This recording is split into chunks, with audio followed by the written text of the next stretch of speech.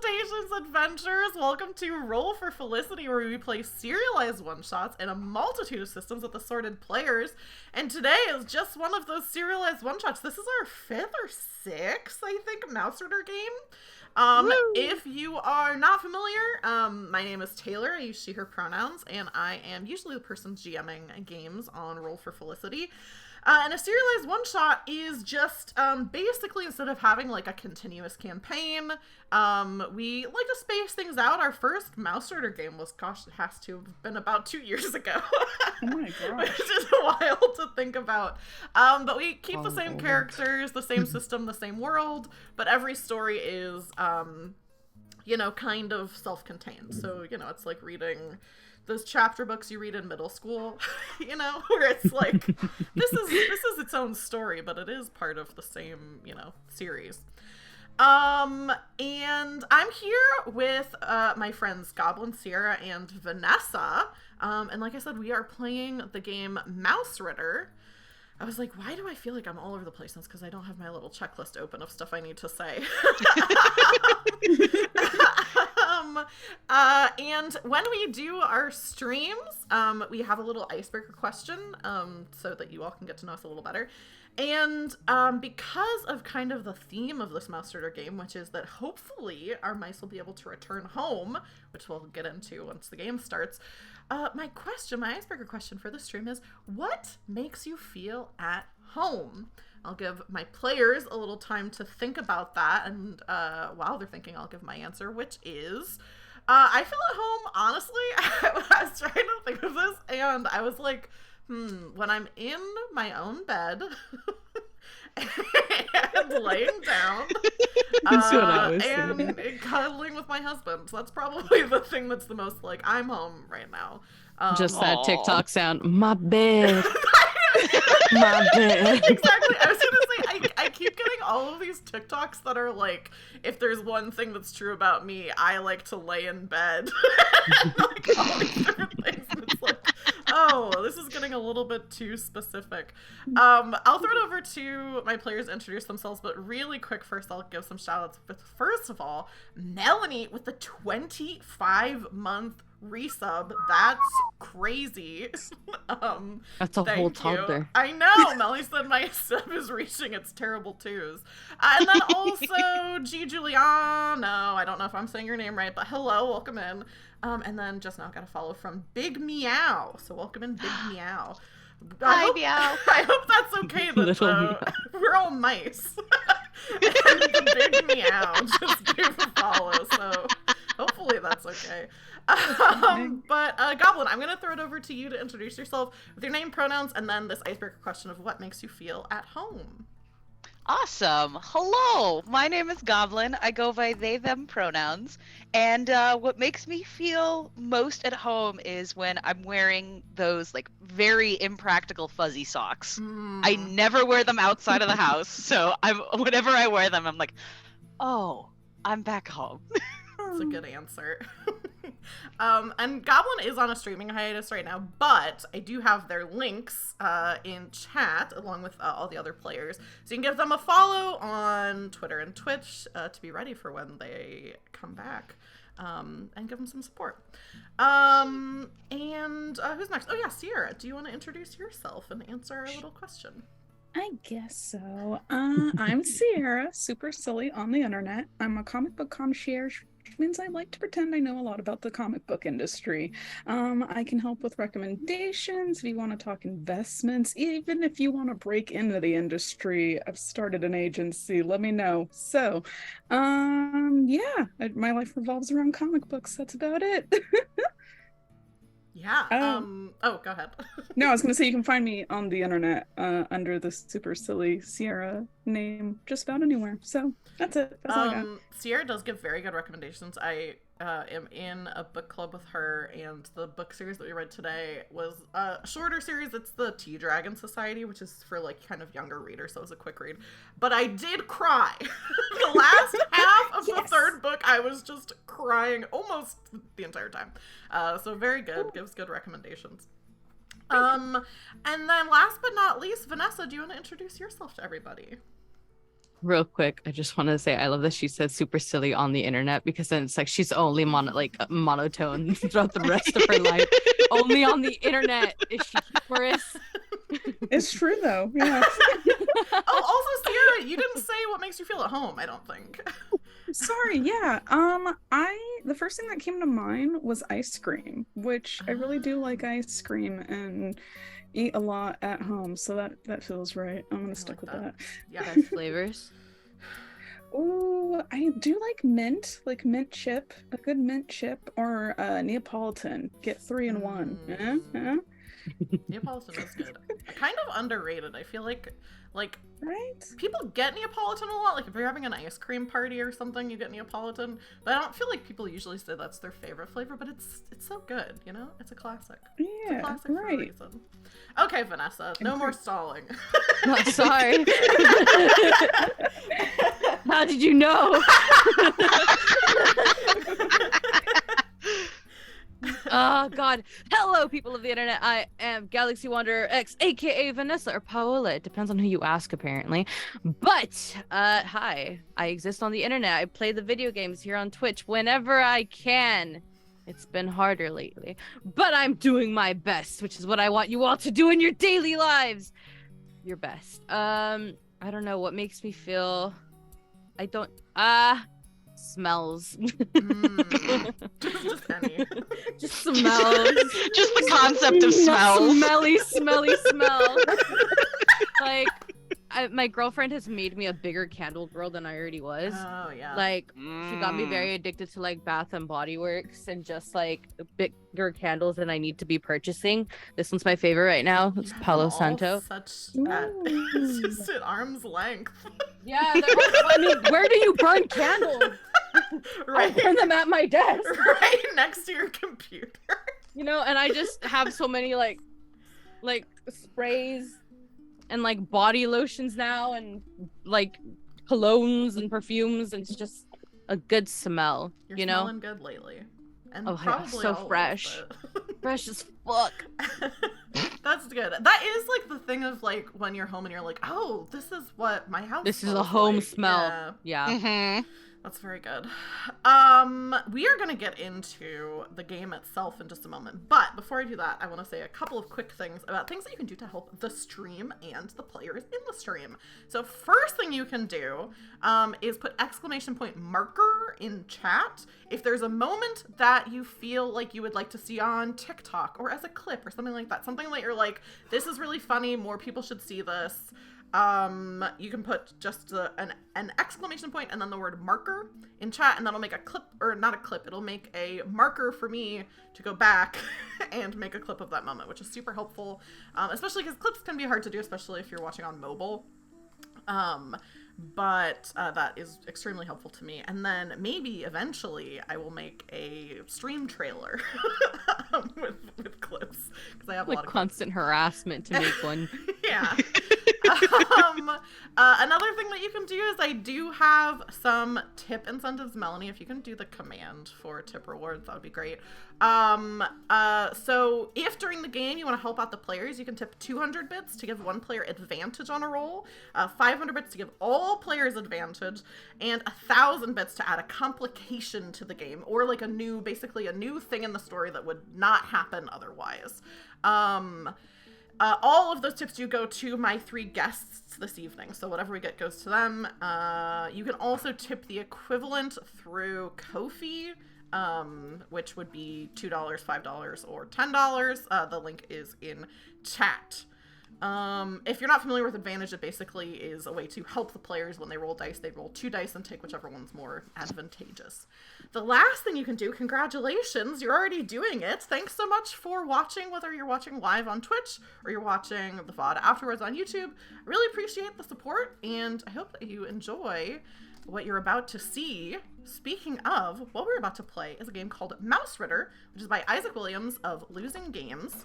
Let me do this now. Playing.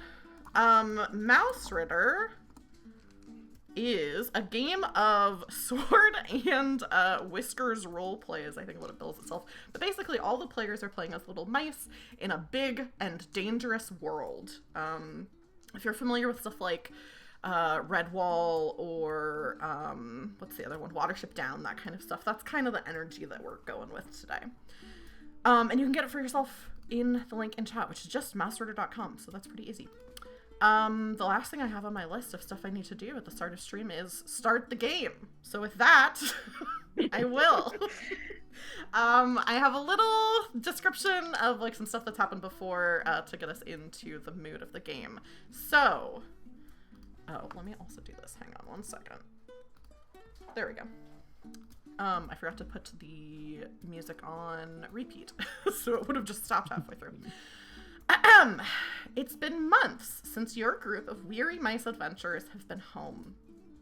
When you were taken far away from your home of Calvington from what was supposed to be a fun day at the circus, it was the beginning of a wet spring, and now it's the cool end of summer. In your travels, you've met plenty of creatures of all kinds. Fairies, frog knights, owl witches, bat sycophants, and even a giant jellyfish sorcerer. But now, you've run into someone who you first learned of even before that, when back in winter you saved Calvington's centennial celebration by recovering the money for the festival, Parmesan Enigma, the rat who is supposed to be dead, the rat who you've heard rumor is actually a human man. As you have made it out of the tomb of the slumbering vampire bat queen Mina, Cherry, you are much the worse for wear. What? As you are all making your way through the kind of meadow that this rock was in the middle of, you've made it out of the caves that you were in last time. What does Cherry look like, having come very close to being drained from her use of magic against Mina, and now, having picked up Mina's sword, found yourself on the wrong end of a curse? Oh boy.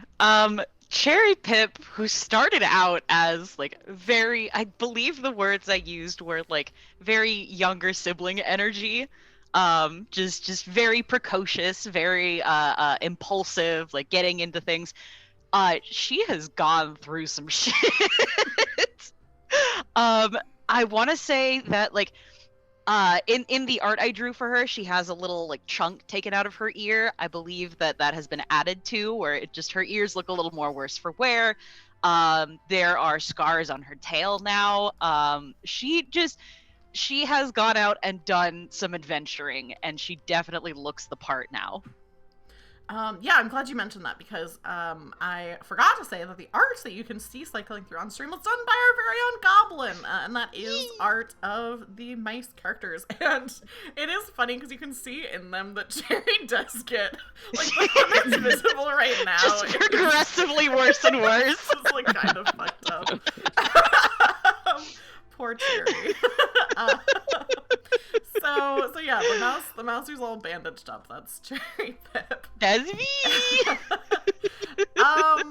I'll go over to Seam. You can barely make out the high-pitched shrieks of the bats who chased you out of the tomb of their fallen queen. Chewy, your loyal beetle companion, flies ahead of you, keeping an eye out for any place you can hide until dawn breaks. What does Seam look like? Theme is a gray marbled mouse, with tired eyes at this point. There's been so much drama, just anxiety, like inducing scenarios. She does have an elongated face, so she's just a little bit longer of a snoot. Just exhausted, I'd say. Just like, this is so much. This is too much. Maybe I'll go back into the walls of the barn I grew up in, because I don't know if this is worth it anymore. Yeah, you all have had kind of a rough go of things. Definitely very different from where you started out. And for people watching this stream, you can recognize Seam Thorn by the little beetle on her head, and her little basically grappling grappling hook. Very cute, but very tired. And we have one other mouse. Well, we have a couple of other mice, but one other mouse player. Larkspur, you're bringing up the rear of the group, making sure that neither Pecan Pip nor Igor Brittlewhisker is left behind, even though they both look as though they're about to start complaining about their circumstances at any moment. What? Same thing. Yeah, what does Larkspur look like? Larkspur, their hair's definitely gotten longer since the last time we saw them. They're blue, grayish with like patchy, not spots, but there's like kind of a design in their fur. Probably still have like the quill and ink in their hand just because they never put it down.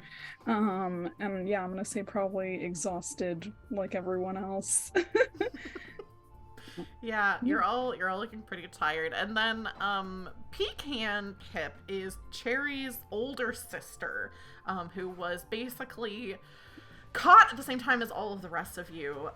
Back several months ago, you went to go see Cherry Pip perform with her family's circus, and a human child showed up and grabbed Pecan first, and then Cherry went to go help. Cherry got grabbed, and then the two of you basically jumped into the child's clothing and went along with them to help rescue Pecan and Cherry. So Pecan is looks pretty similar to Cherry, like a very similar coloring, although not really beat up at all. She's basically stayed out of any and all fights because she's not very strong.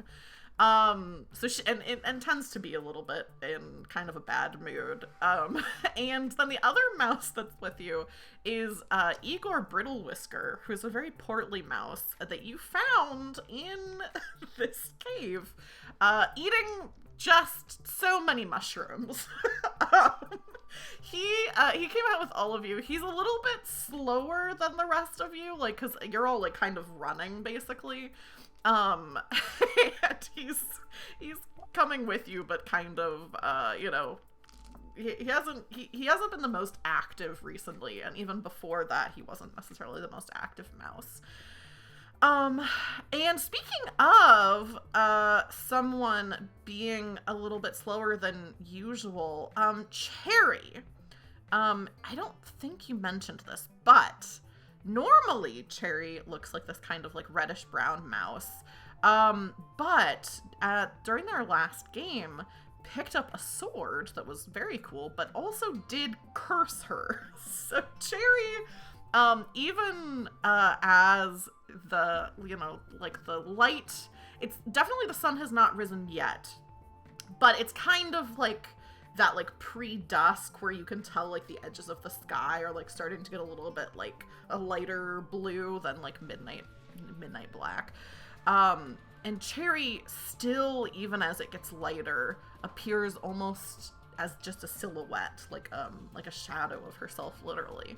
And I'll ask you, Goblin, as a part of that curse, all of your items in your inventory take up twice as much space as usual, just because you seem to be less corporeal than the things you're carrying.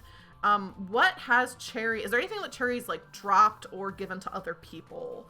Or, what's going on with your stuff, I guess, is the question. I've been thinking about it, and I think I'm looking at Pecan's character sheet, or like stats and everything. And she doesn't seem to be holding anything, so I'm trying to think of what I could give to her. Like you said, she's not super useful in a fight. Yeah. So I guess I would give her the sea foam form spell. Just, if she gets into a sticky spot, like that's a way to potentially get away, or potentially protect herself. And this makes sense to Goblin, but there is no way that Cherry would ever do this. I want to give her the silence spell. Just where, like, if she needed a quick escape, But I know, like Cherry would never do that because she got the silent spell specifically as a way to shut Pecan up. We could, if this is totally up to you. If you think that Cherry wouldn't do this and you want to hang on to it, you can. We could say, since you are just less corporeal, that as you were shuffling things, you just kind of dropped it and Pecan picked it up in the spirit of like trying to help you. Because okay, all right. That's like totally up to you if you want to justify like in game something that you want to do out of game, but also if Cherry wants to hold on to it, you can. I think that Cherry's gonna hold on to it, but she does drop the mushroom that she has, and I'm looking at other stuff. I want to hold on to this stuff, but I know I can't. Yeah, because you already technically were over encumbered, because when you picked up the sword, you didn't have a slot for it available. So if you wanted to not be encumbered, you would still have to get rid of, okay, so normally you have 1, 2, 3, 4, 5, 6, 7, 8, 9, 10. So you'd have to get rid of 4 more things to not be encumbered. Oh, fuck. Yeah. Okay, I guess I'll give my ammunition for my slingshot to Pecan. I guess if I have the sword, I don't really need the fish hook anymore, so I can drop that. Okay. Let's do this in your paw. You're almost there. I know. I think two more things. I guess I'll give the lantern to Pecan as well. I feel like that might make a little bit more sense. That does make sense, yeah. And then you could also, I think Pecan can hold 1, 2, 3, 4, 5. Pecan can hold 1 more thing, and you have to get rid of 1 more thing, so that's good. I was thinking Chewy has a couple empty slots, so I was like, oh, maybe they could take some stuff, but... I guess I'll give her the light spell, and I'll hold on to my silent spell, just in case. Cool. Okay, so I'll drag all this stuff over to her. There's your light spell to show that she's carrying all of that. So yeah, at some point during the commotion of getting out, you just kind of started dumping stuff out of your bags and just handing it to Pecan, who is holding it. And I think that's like what she's on the verge of complaining about, because I think generally she has held stuff for you all before at certain times, but most of the time doesn't, because most of what you all carry is like stuff that you pretty much need. Like, so for people who aren't familiar with Mausritter, the game has this like really interesting inventory system that we all have, like a board that we can all see, where you only have so many slots that you can hold things in. So your armor takes up slots, you can hold stuff in your hand, and then you have so many slots in your pack. And because you only have so many slots, a lot of times it ends up being taken up by like armor, weapons, stuff like that. And then part of the game is you might find treasure along the way that gives special bonuses, but also can be sold for experience. And you kind of have to decide, like, okay, what am I keeping? What am I shuffling over to someone else? What am I getting rid of? Yeah, at some point before we see all of you running away, Pecan and Terry were just kind of like, grabbing things, giving things to each other. I like to think that since I'm like less corporeal, it's just dropping and I'm not noticing. Yes, and Pecan is just, as the older sibling, like, fuck, fine, I'll help. Very used to cleaning up after you, and just like, okay, I don't know what this rock is, but I guess I'll put it in my bag.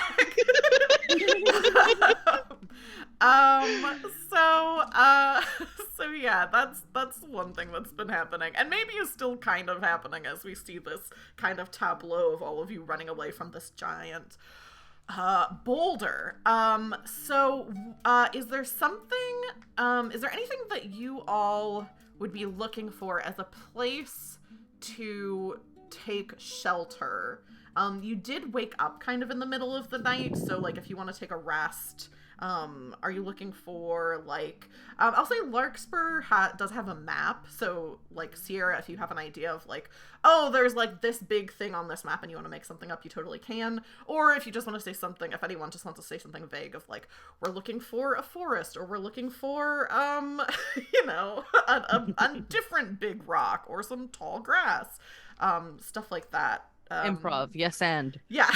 Yeah, just do some improv. Where do you think you would be looking for shelter? Like, what kind of thing would you be looking for? Well, we're trying to get away from this rock, right? Like, yeah, and you can hear the very high pitched squeaking of these bats that you've pissed off. By fuck. Forgot about yeah. that. Yeah, you can. I think you can even specifically hear these two bat siblings that Cherry tied together and pushed out. That's right. I forgot about that. And was basically just like, that's fine. So you can hear the two of them. It seems like they managed to get detangled before they fell to their deaths. And you can hear them saying like, do you see her anywhere, sister? I don't see them anywhere, brother. They're just kind of like flying, looking for you, along with other bats as well. So it's not only the two of them. I feel like maybe like a tall grassy area that's like kind of in the sun, because I don't feel like the bats would really want to be in the sunlight for too long. So maybe we can lose them if we're out in a field. Yeah, so I think the I to be honest, I can't exactly remember how I described the big boulder, like what it was around before. So I'll say just for like convenience, maybe it's kind of like the outer outskirts of a forest. So you're in a forest, and then there's this boulder, and then you're pretty relatively close to a field, and it is also close to morning.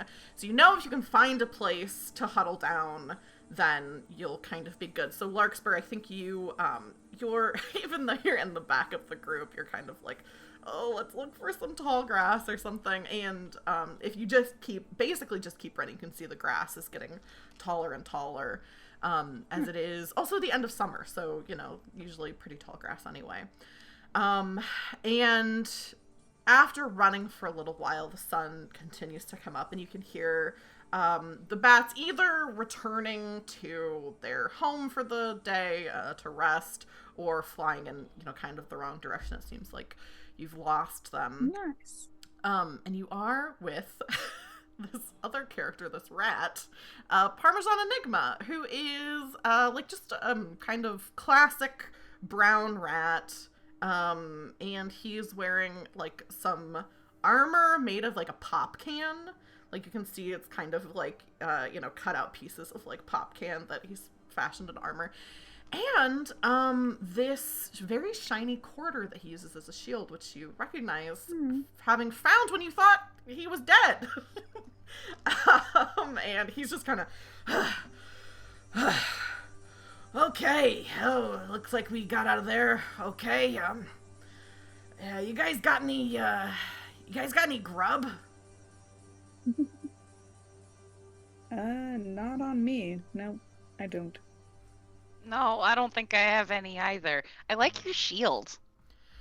Thanks, yeah, I think it's, I mean, you kinda look like the folks that I heard returned it to, the bar. I think, Cherry kind of, like, straightens up a little bit. It's like, maybe. It is possible. He's like, I thought I recognized you. Yeah, there's not too many mice that go out on, you know, adventures and stuff like that. So, you know, and not too many mice that, you know, that travel around with a little bug and have, you know, a rat tail haircut. And although they didn't really describe any of you as looking like a shadow, is that... It's a new development. I see. Yeah, I'm not exactly sure why, but also I appear to be missing most of my stuff. Pecan is like, it's not. Oh my, classic little sister doesn't know where. You never know where you put your shit. like showing, like holding things up and being like, and I have this rock, and I have this rock. It's not rock. They're special. I mean, a special rock is still a rock cherry. I'm gonna use my silence spell.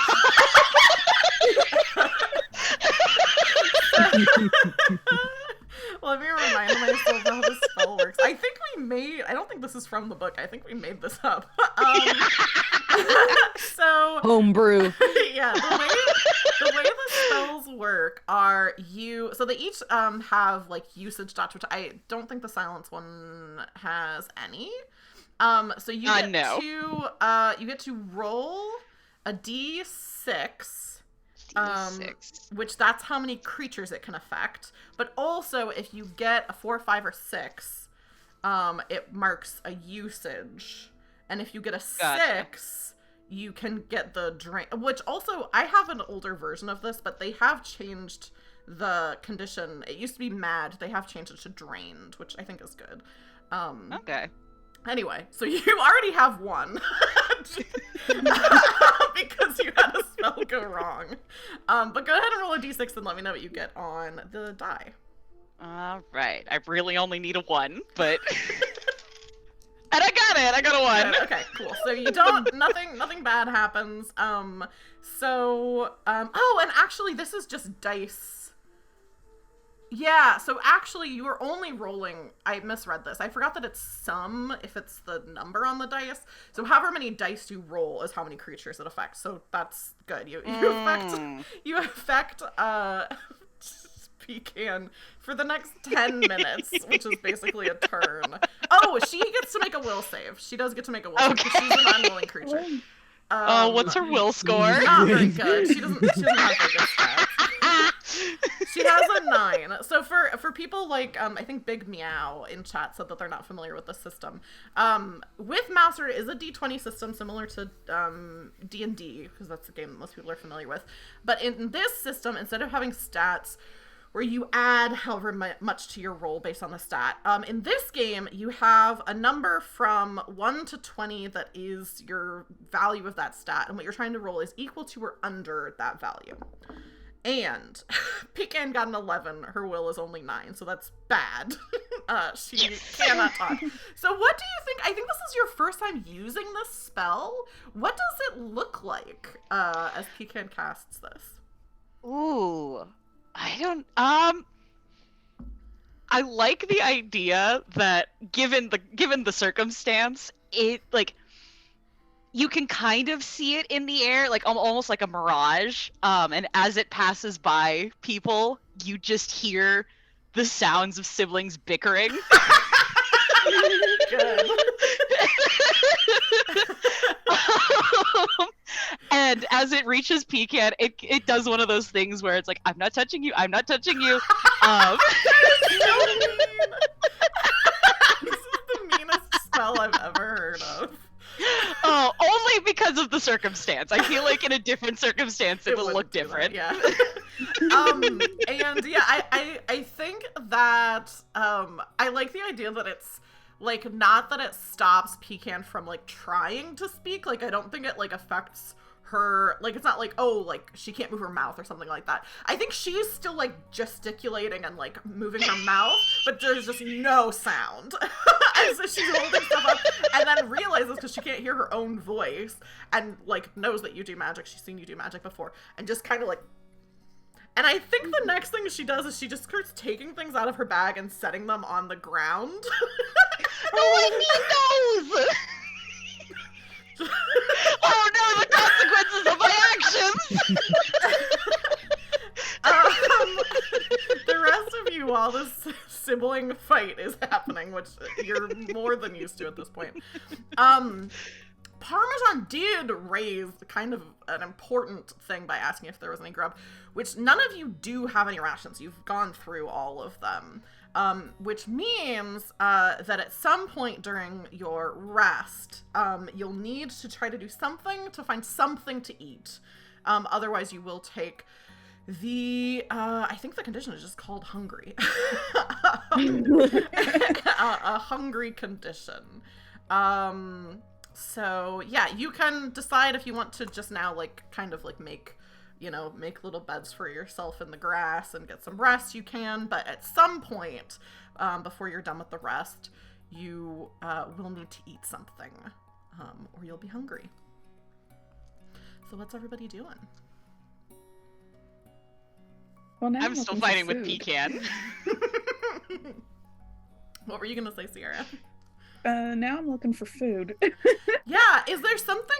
I feel like I think I think Cherry is maybe the most traveled, but in her travels has been with like the circus. So probably, I'm assuming, hasn't really had to do much foraging.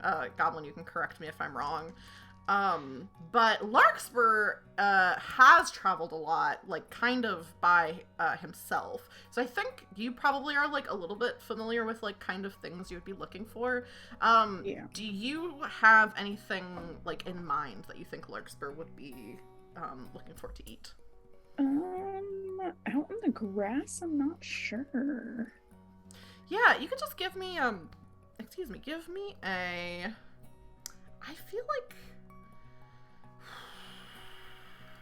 feel like this would be Will. Is it possible to find like seeds or something? Yeah, I think it would be possible to find seeds. I think you're just rolling. It's a little bit. The roll is a little bit like your ability to find something, and also a little bit like, is there anything nearby? So like, have other animals already like eaten what's around? I do think it's probably gonna be Will, which I don't think is Larkspur's best stat, but it is better than it used to be. Yeah, it's gone up since we started this for sure. Just because that's kind of the other stats are Dex and Strength. Well, actually, this could be Dex. Let's say Dex, because that is kind of like if you're trying to like climb around and like be looking for things. We'll say it's Dex, which is I think better for you. A little bit better. What do I roll? So you'll roll a. Oh, you've also taken some damage to your dex. You'll roll a d20, and you want it to be less than a 6. Okay. Because it looks like you've taken your current dex is at 6, so it looks like at some point in one of the fights you took damage to your dex. Which that doesn't make sense because your hit points are at 9. I got a 9.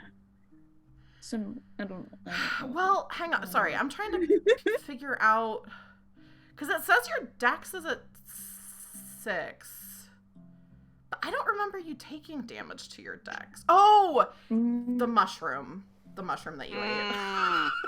I think. I love eating magic mushrooms. I'm pretty sure, because I was like, why would it not be your like? Because most times when you do fights, it goes to your strength. So I was like, why is it not your strength? But I think it is that mushroom you ate. So yes, unfortunately, because you ate some of that mushroom, you're still feeling a little bit out of it. And you are like kind of pulling down like some of the taller like pieces of grass and like stuff that would normally have those like big seed kind of pods at the top, like wheat looking kind of things. And I think part of it is just you're not finding when you're pulling things down, they're like they're already like eaten. You're not like finding that much. And then also I think you're just like tired, so you don't manage to like look for that long before you're like, I just need to go to bed. Makes sense.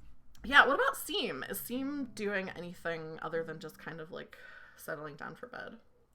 I think Seam is just gonna whistle and do like a motion for Chewy to kind of scout out the area around them, see if they can spot anything of interest.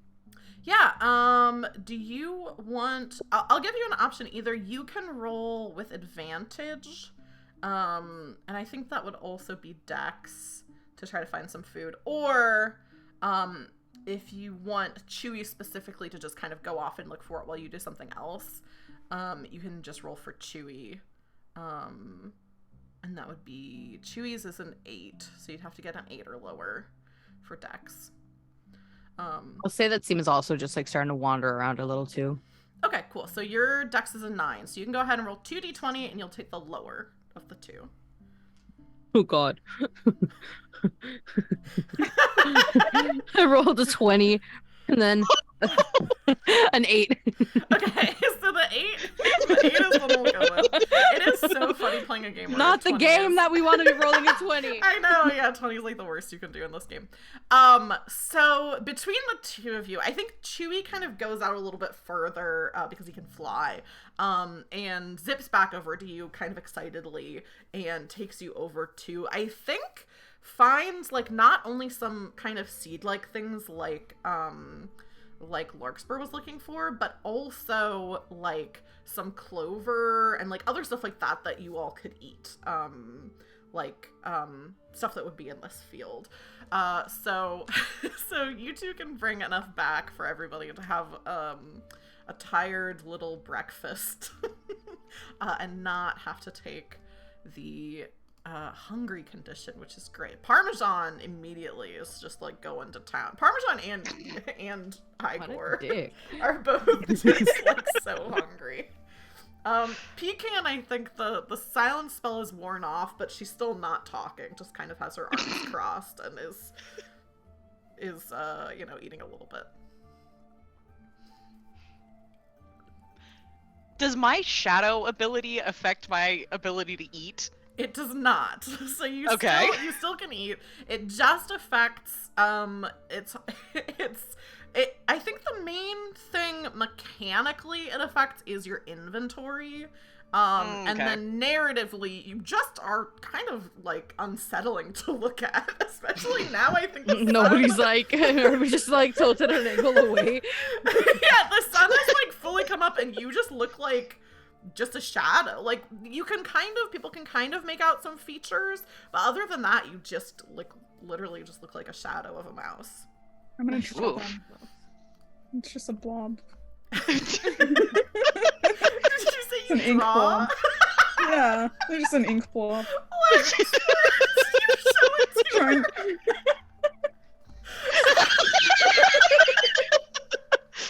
I've never looked better. Great. So, what's... Oh my god! Vanessa is on my character sheet just blacking in. Very good. I should take a screenshot of this and put it in the Discord. Just completely filling in Cherry's character sheet. There we go. Okay, I got a screenshot. Oh my god. There we go. Okay, so I think while this is happening, Parmesan's just like, so, you've been cursed? Is that kind of, or is this intentional? Is this like, The vibe. Is this the vibe? Is this the vibe we're all going for? I think he like licks his like finger and goes over to see if he can like wipe it off of you, like if this is like a disguise. Kids these days. All about this alt look. Did you fall It's an into a emo bunch phase. of oil or something? No, it's not a phase, Parmesan. Very good. No, I think I was cursed. I grabbed a cool looking sword and I kind of hold it up. And then this happens. I don't know. I kind of like the new look, to be honest. I don't know. I feel kind of light. I feel very very free. Hey, I mean, if it works for you, I have some experience with curses, and it hasn't really been my favorite thing. What kind of experience are we talking here? I was, I mean, I guess it's kind of a lot to get into, right, when we just met each other kind of recently, but, I guess I have time. You're talking about your curse. I'm talking about my curse. Kind of a classic thing. I was just a guy who was living in, a Some house. guy. And, I was familiar with the arcane arts, but, there were some rats living in my house, and I, tried to exterminate them because they were eating all my food, and one of the rats was a rat witch, and she cursed me to turn into a rat, kind of, on and off. So sometimes I'm a guy, sometimes I'm a rat, I can't really control it. But lately it's been a lot more rat time than guy time, I gotta be honest. I'm a little worried about what that... Seems like, what the fuck? Yeah, you Like, can't why were you so tell from... casual about this? Like, sometimes I'm a guy, sometimes I'm a rat. Hey, he's made his peace with It's it. like, I'm always just a mouse.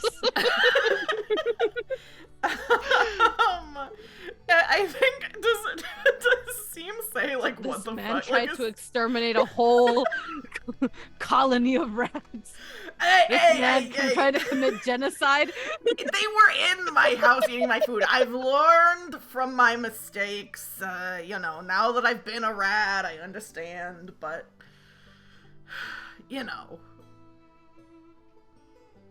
I don't. But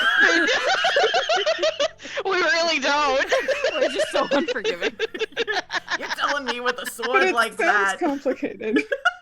with a sword like that, you've never killed nothing. It's different. You can't see it, but Cherry kind of deflates a little bit. Yeah, Cherry killed her crush. That's right. Yeah. That's Forgot about fine. that. there were surrounding circumstances. Okay, in my defense, she tried to kill me first. Does Cherry... Now, I would love to know. I think that was just you, Goblin, saying that. But it would be very funny if Parmesan says, like, you haven't tried to kill anything, and then Cherry just says, in my defense, she tried to kill me first. I feel like Cherry doesn't say that verbatim, but I feel like you kind of see Cherry deflate a little bit, and very defensively is like, only people have tried to kill me first. Don't look at me. I think that's fine. I still kill stuff sometimes. It's just, when I'm a rat like this, sometimes I get hired to, but I got hired. Get hired? You get paid Yeah, you guys don't get paid?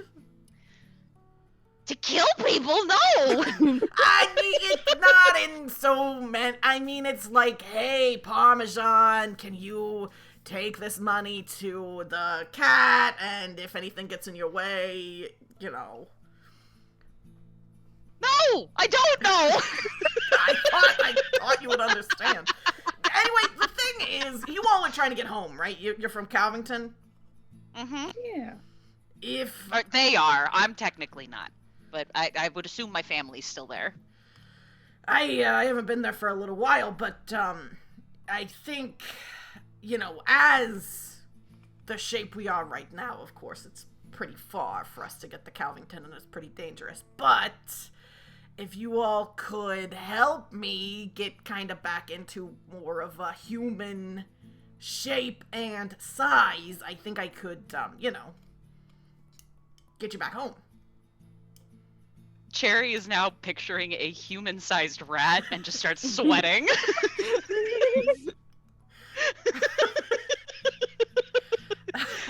I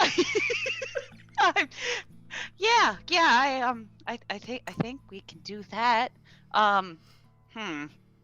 Is this like a full moon situation, or?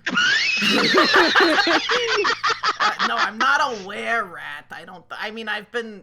It seems random when I get turned. Like, okay, so back when you guys found my shield and stuff like that, I was, I was a rat, and a snake was about to eat me, and I just happened to turn back into a human, which was real lucky, so then I just ran away. I went back home. But then I got back home, I got turned back into a rat, and so I'm kind of, since then I've been rat, which has not been good, because I was rat for a long time. I was human for a little bit. I thought, okay, I'm going to be human for a long time. I was human In the for middle of this ramble, he just goes in his face. He draws his sword. Then he's like, what the hell did you do that for? I thought it might be triggered by fear. Adrenaline. Wow. That is I'd be scared if I was about to die. Yeah, that did scare me just now. That did scare me, but I'm still a rat, so I don't think that's what it is. I mean, we could keep trying. Maybe it just did. Maybe we have to put him in a life or death situation. Cherry is going to attack Parmesan. Oh my god. Okay, so the way that this Roll game for works, you incentive. just roll damage. So Cherry, you've got this sword that also looks like a shadow. Are you wielding it one-handed or two-handed? Fuck, I guess Two-handed? one-handed? Yeah, I was gonna say two-handed does more damage, so if you're not Okay, trying yeah. to kill Parmesan, so just I'm not actually trying to kill him. roll me a d6. That's how much damage this will be. Oh, Go down to please. Parmesan stats. I need a 1. Please, I need a 1. Okay, it's a 2. Okay. That's Not too bad. terrible. What is his hit protection? Okay. And he has armor, so only one of that goes through anyway. Okay, so he's at 4 HP now, which sounds bad, but in this game, most people don't have that much HP, and HP doesn't stand for hit points, it stands for hit protection, so it's kind of like, hitting someone's armor or something like that. Once it starts going to, like, strength, dex, will, that kind of stuff is when people are actually getting hurt. So I think what this looks like is you take out this sword that looks also like a shadow. Like, all of Cherry's other stuff still looks like stuff even when she's holding it and she's a shadow, but this sword looks like just an outline like the rest of her. Draws this sword, and I think you immediately, like, go to attack Parmesan. And because it only goes to his hit protection, it doesn't actually go to his, like, actual, like, strength or anything like that. I think it dents in his armor, and he's like, what the fuck? It's not me being scared! It's not me being scared! What about, again, what about you, Rat Tail? You gonna try to kill me too, or? No. it was worth a shot!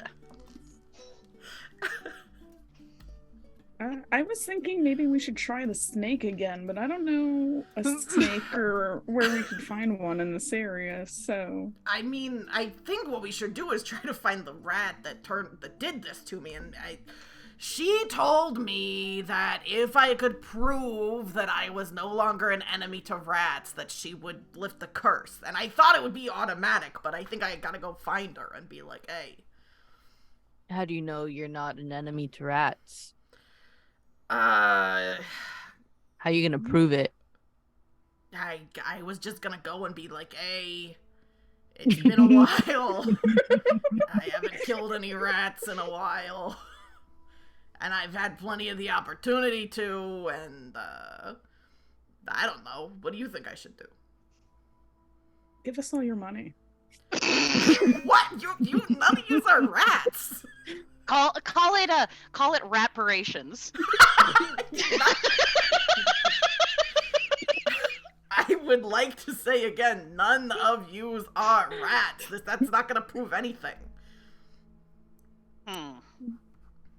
All right. Well, didn't we come across an owl a while back who, like, got cursed to be an owl? Am I remembering that correctly? Yes. So you did. The fairies turned her into an owl. That was Ophelia or Owlphilia. She was a witch who lived in a tower. I barely know you. I don't know. If we have someone who is like gone through something similar, I would assume that like maybe she knows where this rat is. I know that she got cursed by fairies, but I don't know. Maybe people who have the ability to curse other people run in the same circles. Maybe, I don't know. I think, Cherry, it does occur to you that Alphelia flew you like really like closer to home, basically. So you could you could go try to find her, but it would be like it would be like give me a will save. Who, me? No, Vanessa. It was just hooting like an owl. 8. And 8 is, I think, a success for you, right? Yeah, but just a. Oh X? wait, no. Or strength. Will. So will is your 11. will is 11, right? I'm Gucci. Yeah, so you're I'm good. full of will. So you don't attract a random owl who would want to eat you. That would have been a real. So yeah, it's not like that. That's not a bad idea to try to talk to Alphelia, but you just know she's pretty far. So like, I think Parmesan kind of like brightens up when you say that and is like, I mean, yeah, I mean, we're not. So the reason why I came here, where I am now, is because I was going out looking for Bettina, who's this rat witch that cursed me. And while I was on the way, I was resting. I got a dream. I had a dream that this other lady was like, if you come to this boulder, I have what you seek. And so I came to the boulder and then found you guys. And then kind of the lady in my dream seemed like she was dead or unconscious or something. So... Yes, unconscious. Through no means that involve somebody peeing. I don't know what that means at all. Seems weird that you would say it. It didn't have anything to do with that. I just wanted to make it clear, you know, like you never know when urine gets introduced into a situation. You guys aren't rats, but you seem a lot like rats.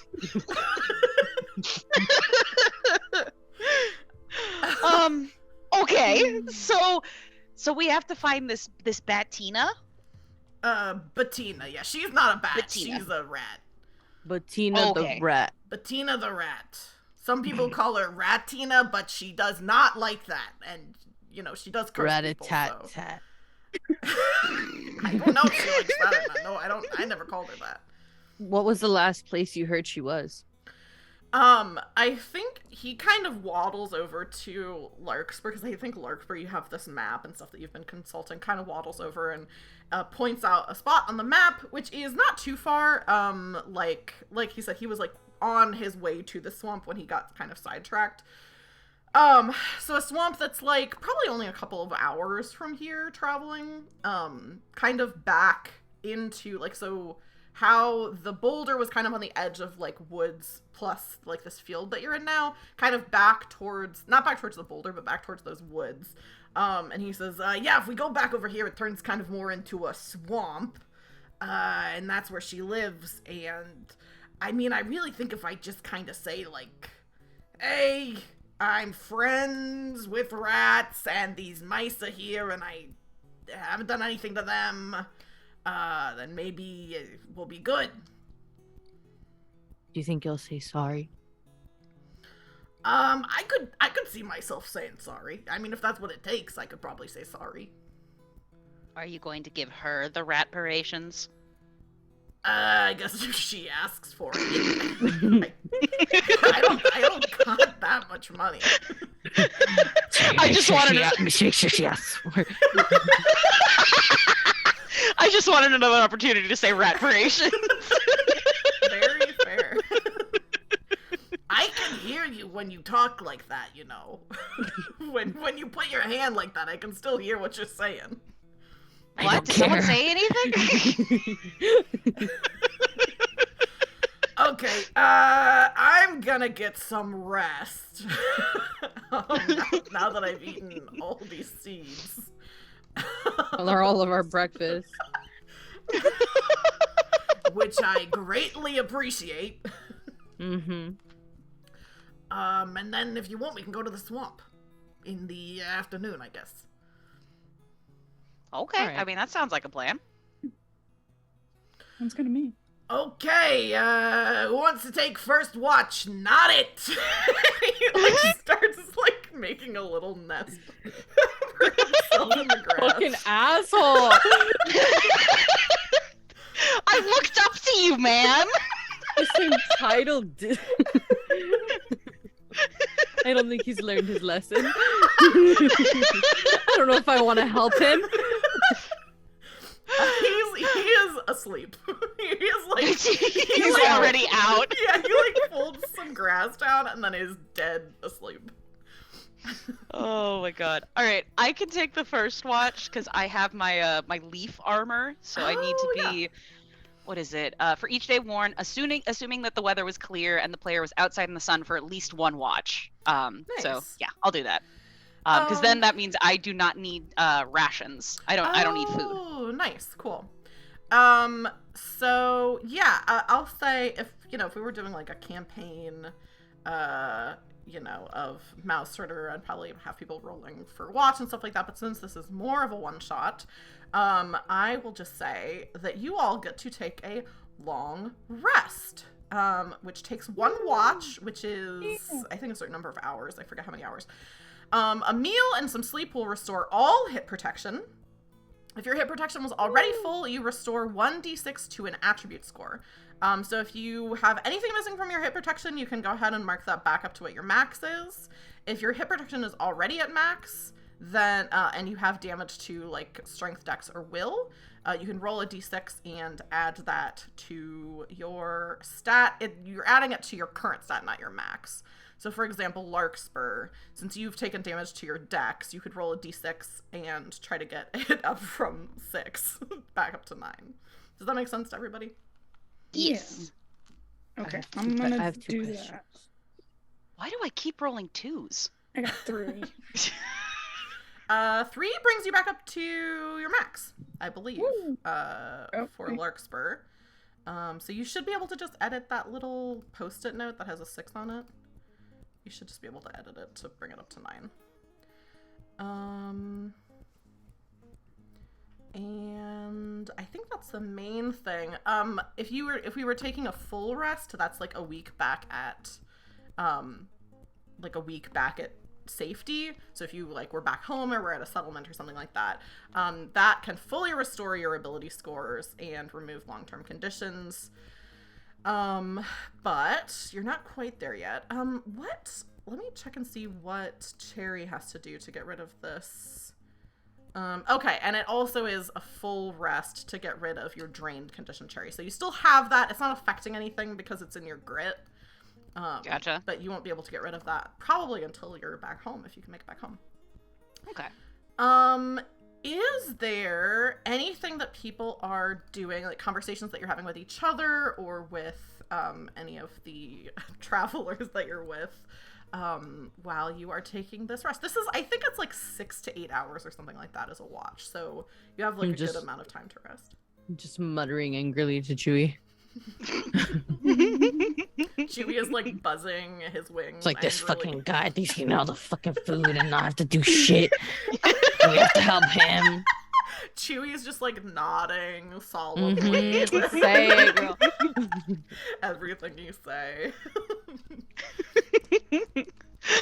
I guess since I recently acquired my leaf armor, I'm not exactly sure how it works. Oh, yeah. So Cherry is just kind of sitting as still as possible, just she doesn't quite know how the spell works, and she doesn't want to do anything to mess it up. Yeah. Yeah, I think, did you already roll a d6 to see if you need rations? I did not. Let me do that right now. So you get to roll a d6 on a 5 or a 6. I rolled a 4. Okay, so you still have rations, but still, I think doing that definitely gives you the information you need to be oh, like if I sit with this out in the sun, like you can feel like yourself getting some energy back, but not enough to make you feel full and nourished like a like a plant would with these leaves. Which also I should say, I'm pretty sure the leaf armor is from the dungeon that we did that was by, it was Carlos. I'm so bad at nicknames as their username. So that's from their Mausritter adventure. Gotcha. Which I'm mostly saying for, anybody watching to give credit to that item. Cool. What about Larkspur? Is there anything Larkspur's doing during this downtime? Probably just examining the map and trying to figure out our way to the swamp without any troubles, hopefully. That kind of thing. Yeah, I think Larkspur, since you're taking some time to look into it, and some of this map I think was already filled out, and some of it you've like been filling out as you go. You can see that there's like some indication, maybe from like, I kind of imagine, because Larkspur is like very like thoughtful and like paying attention to a lot of stuff. So I imagine that even like in the time between sessions, that like when you're all at like a settlement or something, that Larkspur is like kind of just listening to what people say and like notating on this map that he has. So you definitely have a little note on your map that says to beware of, like, I think it says, like, beware of mud, but something, like, in that is indicating that it's kind of like, the mud is almost like quicksand-like. So it's very easy, especially for, like, little creatures to get stuck and, trapped in the mud. And then that there's a lot of animals that are pretty dangerous to mice that live in swamps. So it gives some warnings of things like that, like definitely like owls, other like birds of prey that could be living in a swamp. I think it even says like, there's some places where the water is deep enough that there's like fish or like big toads or frogs that eat mice. And then it also, there's like a little drawing of what looks like a centipede that's like swimming in the water that you put there as like, watch out for these guys. So, it is dangerous, but you also kind of know what you have to look out for because you consulted your map. Cool. So I think after, it's because you woke up in the middle of the night, were awoken in the middle of the night last night by Pecan trying to go into this big boulder because she had this dream and seemed like mesmerized by it. It's mid-afternoon by the time all of you feel like, okay, we've gotten something to eat. We've kind of been able to scrounge some food up. You don't have any extra rations, so it's not like you found stuff that's like, oh, the next time we need to eat, then, we'll have stuff. But none of you are hungry right now, which is good. And none of you are exhausted, which is the condition you get if you don't rest. And you can head towards the swamp that Parmesan has told you about. Is there anything that people are doing to prepare for going into the swamp? I'm looking at the stuff I have. Oh, sorry. No, go ahead. I was about to say, I think kind of what you're saying, which is mostly like if you like for Cherry, if you wanted to swap out stuff that you're wearing or stuff that you're holding with like what you gave to Pecan, or for other people, like if you want to be holding something different in your hand, or if you've got an armor that you want to put on or anything like that. Okay. I guess since Pecan has my ammunition for my slingshot, I can give the slingshot to her, and then I'll take the lantern in exchange. Okay, cool. Let me actually, since you're kind of giving her stuff, I put these two kind of far out of the way so that you guys wouldn't have to, like, worry about them. But let me move them closer so that I don't have to be... I'm realizing Chewy is like significantly stronger than me. Yes, which is also so Why funny. is Chewy so buff? It's also funny because oops, I don't want to do that. He's the best of us all. He's also so small. Like in the drawing, he's small enough to just be on your head, but he has like in game, he has like as much carrying capacity as Pecan does. So Wild. Yeah. All right, so let me give you the lantern. I'll take the sling. I need to move it to the top. There we go. Cool. So yeah, so Cherry, right now you have your lantern in, you can move stuff around, but right now your lantern is in your pack, your silence spell is in your paw, and the sword is in the other, and then you're wearing the leaf armor.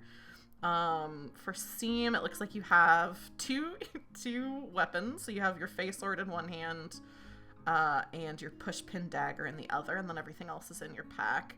And for Larkspur, you've got that big axe, and then all of your other stuff is in your pack. So if you want to be like kind of moving stuff around during the game, you don't have to announce it. You can just kind of move it, from place to place. But that's where we are as of now. I have 2 questions. Yeah. I only have 1 magic shroom, right? Yes. Or do I have 2? I think you just I need to take off. I need to take off the S at the end of that. And also, for the face sword, am I allowed to become a baby animal? Yeah. I think Okay. so. Still like within the proper diameters. Yeah. I think you can be a baby animal. You just have to be mouse sized is really the Okay. only thing it says on the sword. Are you changing what you look like now, or are you doing that No, later? I'm just Just for planning. planning for later. Thank You're you. gonna turn into a baby. I'm just picturing like Chewy going flying around and a very small like Chewy bug following behind it. Oh, Very good. you're not people anymore. You have gotten into trouble with Chewy before by indicating that he's not a person. even though he's like your best friend. I mean, do you not talk shit to your best friends? You're Do not, you a, not you're not a mouse person, kind of. You can't dehumanize a bug. So... You debug. Debug. Oh yeah. That bug is debugged. I debugged that I'd little like to beetle. eat a magic shroom. Oh my Are god. you going to? Yes. Go for it. Okay, I have to pull up the thing for it. So since we're referencing this magic shroom, these mushrooms that they have are from a adventure location by Philippa Mort, called Tomb of the Slumbering Queen, which is really good. It's the last game that we did. And there is a little a little table that you can roll on for these mushrooms that they found. So go ahead and roll me a d6, and I'll tell you what effect this mushroom has. Oh no. Please, please, please. 3. Okay. Can you roll me a d4, which is the one that looks like a little pyramid? Pyramid. Yeah. Fuck The one that looks like it would hurt to step on. Yeah. 4. You take 4 damage to your will. Yeah, Oh, shit. that makes sense.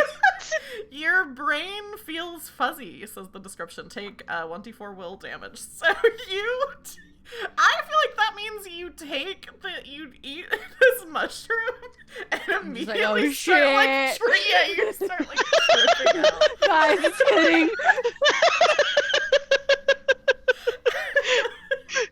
You're just staring at your hands. Staring at Chewy. Chewy flies onto your shoulder, and you could swear that you hear him say, "You're not really a person." Oh my god. And that's why it's God. a D. That's why it's 4 damage.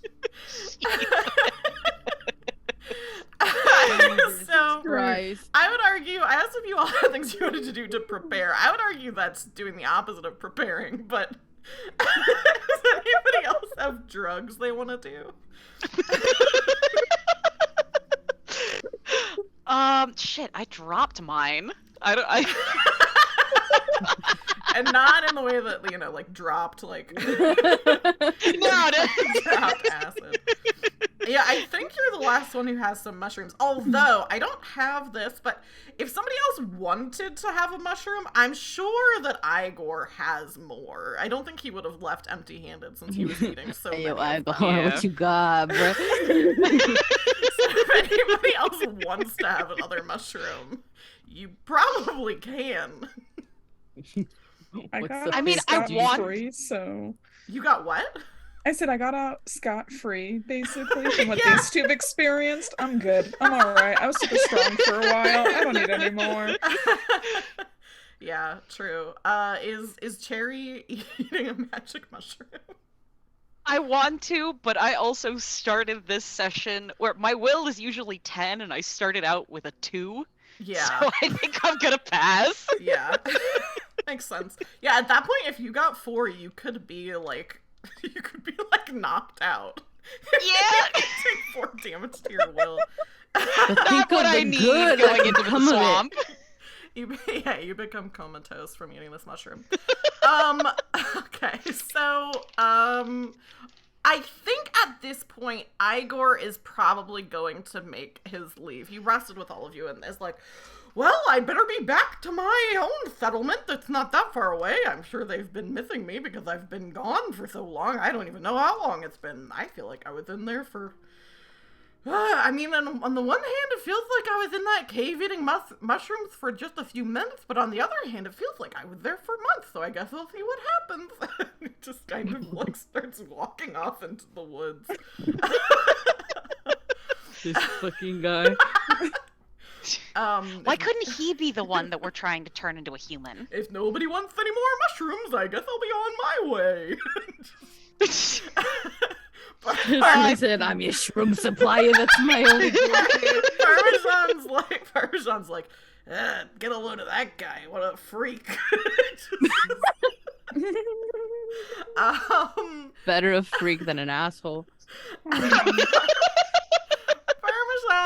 Parmesan leads you to the swamp where Bettina lives. As the trees get thicker, blocking the sun above you, the air is thick and damp, hot and muggy in your throat. It smells of earthy decomposition. Your clothes and fur are quickly matted with either sweat or thick, deep green mud. A swamp, as I mentioned before, is no place for mice. It's the home of snakes, foxes, owls, even big fish, frogs, and toads who would view a mouse as a tasty treat. The mud is treacherous, solid in one place, and others quick to suck you down, and liable to disappear completely into deep water at any moment. What are you all doing to try to navigate this mud? At least we're looking like a pack of snacks. True. God, that was awful. Mud is good for your skin, I guess. I guess I'll turn on my lantern. Or, like, just have it ready so, like, at the very least we can see what's coming up. Yeah. That's a good idea. I don't think it's dark enough that you need to, like, keep track of usage for it. But if you want to have it, like, basically at the ready, I think that would be good in case it gets darker. Okay. Yeah, what else are you all doing to... Hitler? In my notes, it says that Chewie has a pouch of caviar. What the leaf slug eggs? That's the leaf slug eggs, I think. Okay. Which I was like, why did it say caviar? I think, in fairness to me, I think you just wrote down caviar. I don't think I told you. I don't think I told you it was caviar. Like, is it not caviar? It does look, I mean, yes, I guess. Eggs, caviar is like fish eggs, so leaf slug eggs. I just wanted to clarify. Yeah, so I think at some point that got moved to your inventory, because I see you have leaf slug eggs in your inventory, and it's not Chewie's anymore, so, do you want to have some of them? No. I'm good, thank you.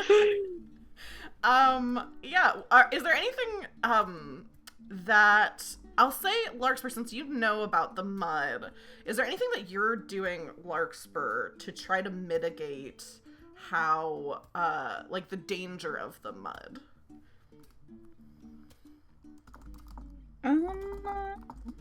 Probably, I want to say some sort of like shoe. Like I want to try to figure out something to put on our Yeah. feet, so like maybe that'll help. But I can't think of what might do it. Yeah, I mean, you were what just else in would I a do? field, so you probably could have, like, while you were on the way over, like, gathered up, like, nice, like, wide, like, blades of grass and, like, put something together. So Yeah. if you want to, and you also could have done that, like, while you were resting, too. Like, you could have been like, okay, I know about this mud, I'm gonna start making some shoes for all of us. Do you think you just made shoes for Larkspur? Do you think you made shoes for other people as well?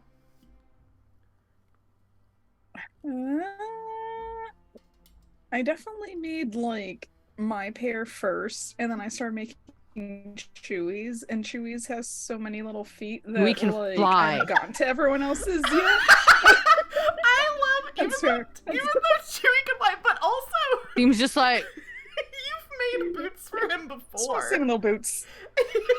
Yeah. That's true. Just like seeing them in shoes. Yeah. Stylish. Doesn't he also have a pair of goggles? yeah. He does. I'm pretty sure I have a sketch of that somewhere.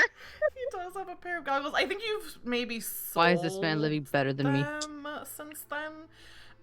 Here's what I think. Sierra, roll if you want to roll me a d4. That's how many extra pairs of shoes you've managed to make during your rest. I think that's probably the best way to do it. So we'll take for granted that you made some for yourself. And it says 4. Okay, good. So Ooh. so you made you made ones for yourself. You made ones for Chewy. And then you have 3 more pairs. Who are you giving those 3 pairs? So you've got Cherry, Seam, Pecan, or Parmesan are the 4 people that you can give them to. Who's I'm going? gonna give, yeah, probably Parmesan without, because I'm like, no, you're a human. You'll figure it out. You know how to use mud or like people? navigate mud, right? Yeah, you're people. Jesus. You're smart, right? Good. Yeah. So I'm gonna be like, I didn't know your foot size. Like, I don't know. Silly. Yeah, he's definitely like grumbling as he's like kind of getting almost like thigh deep in the mud as you're traveling. And he's like, I don't know my foot size, but somehow you've got all your friends and a bug that's flying around. You got all their feet memorized. Cherry is gonna be circling him just to like really rub the point in. So I think everybody make me a dexterity save, but it will be with boy. advantage because you have these shoes. So you'll roll twice and Lovely. you'll take the lower number. And I will roll for Pecan. Ooh. Oh my god, I rolled 2 5s. Oh, good. Yeah. Both a 19 and then a 7. 7 saves, I think, right? I did. Why do I keep rolling so low, so high? I got a 16 and a 10. I don't know what that means. I think, what is I'm your doomed. dex? Oh, your dex is It's a 9. a Mine can 9. change. Should we really be trusting these shoes of So, Lux? so here's how this goes. Dang. Also, Sierra, I think you're starting to lag, so you might need to turn your camera off, so that your audio Oof. doesn't lag. Okay. We'll see if that fixes it.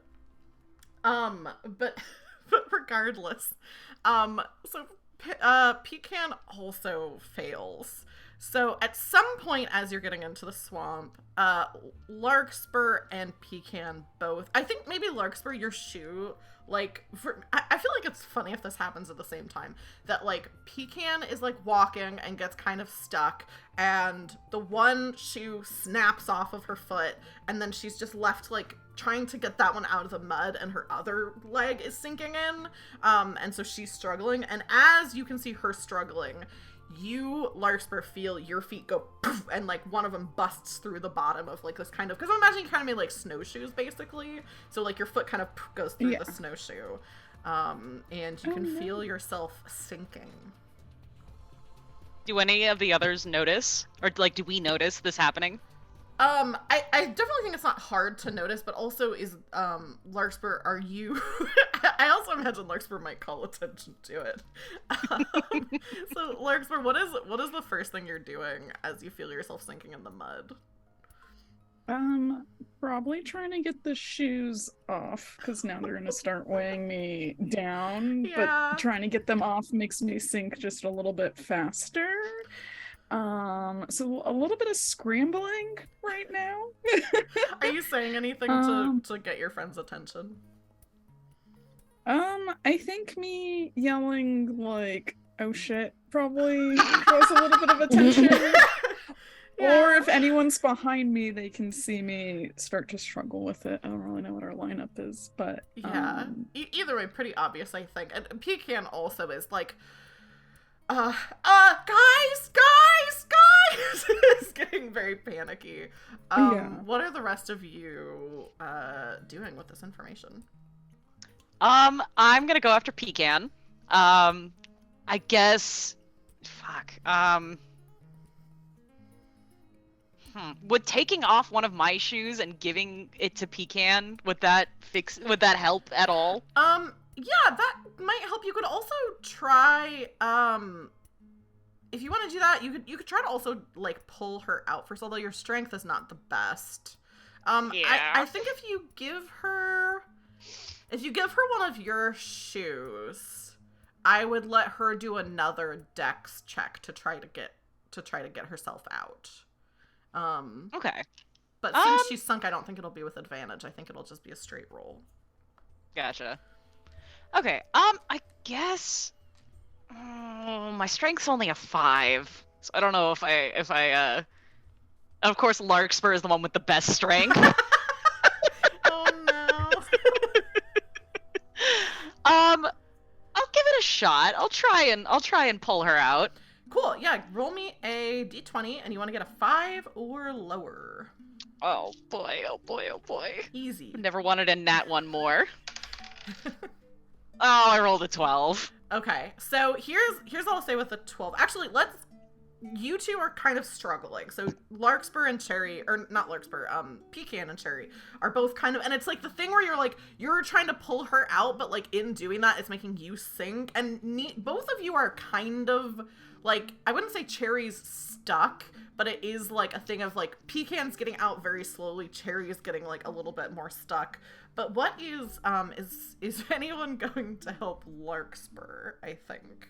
Yeah, I'm just flailing right now. Larkspur's just sinking. I'm sorry, Larkspur. Family comes first. And that's fair. Last words, that's fair.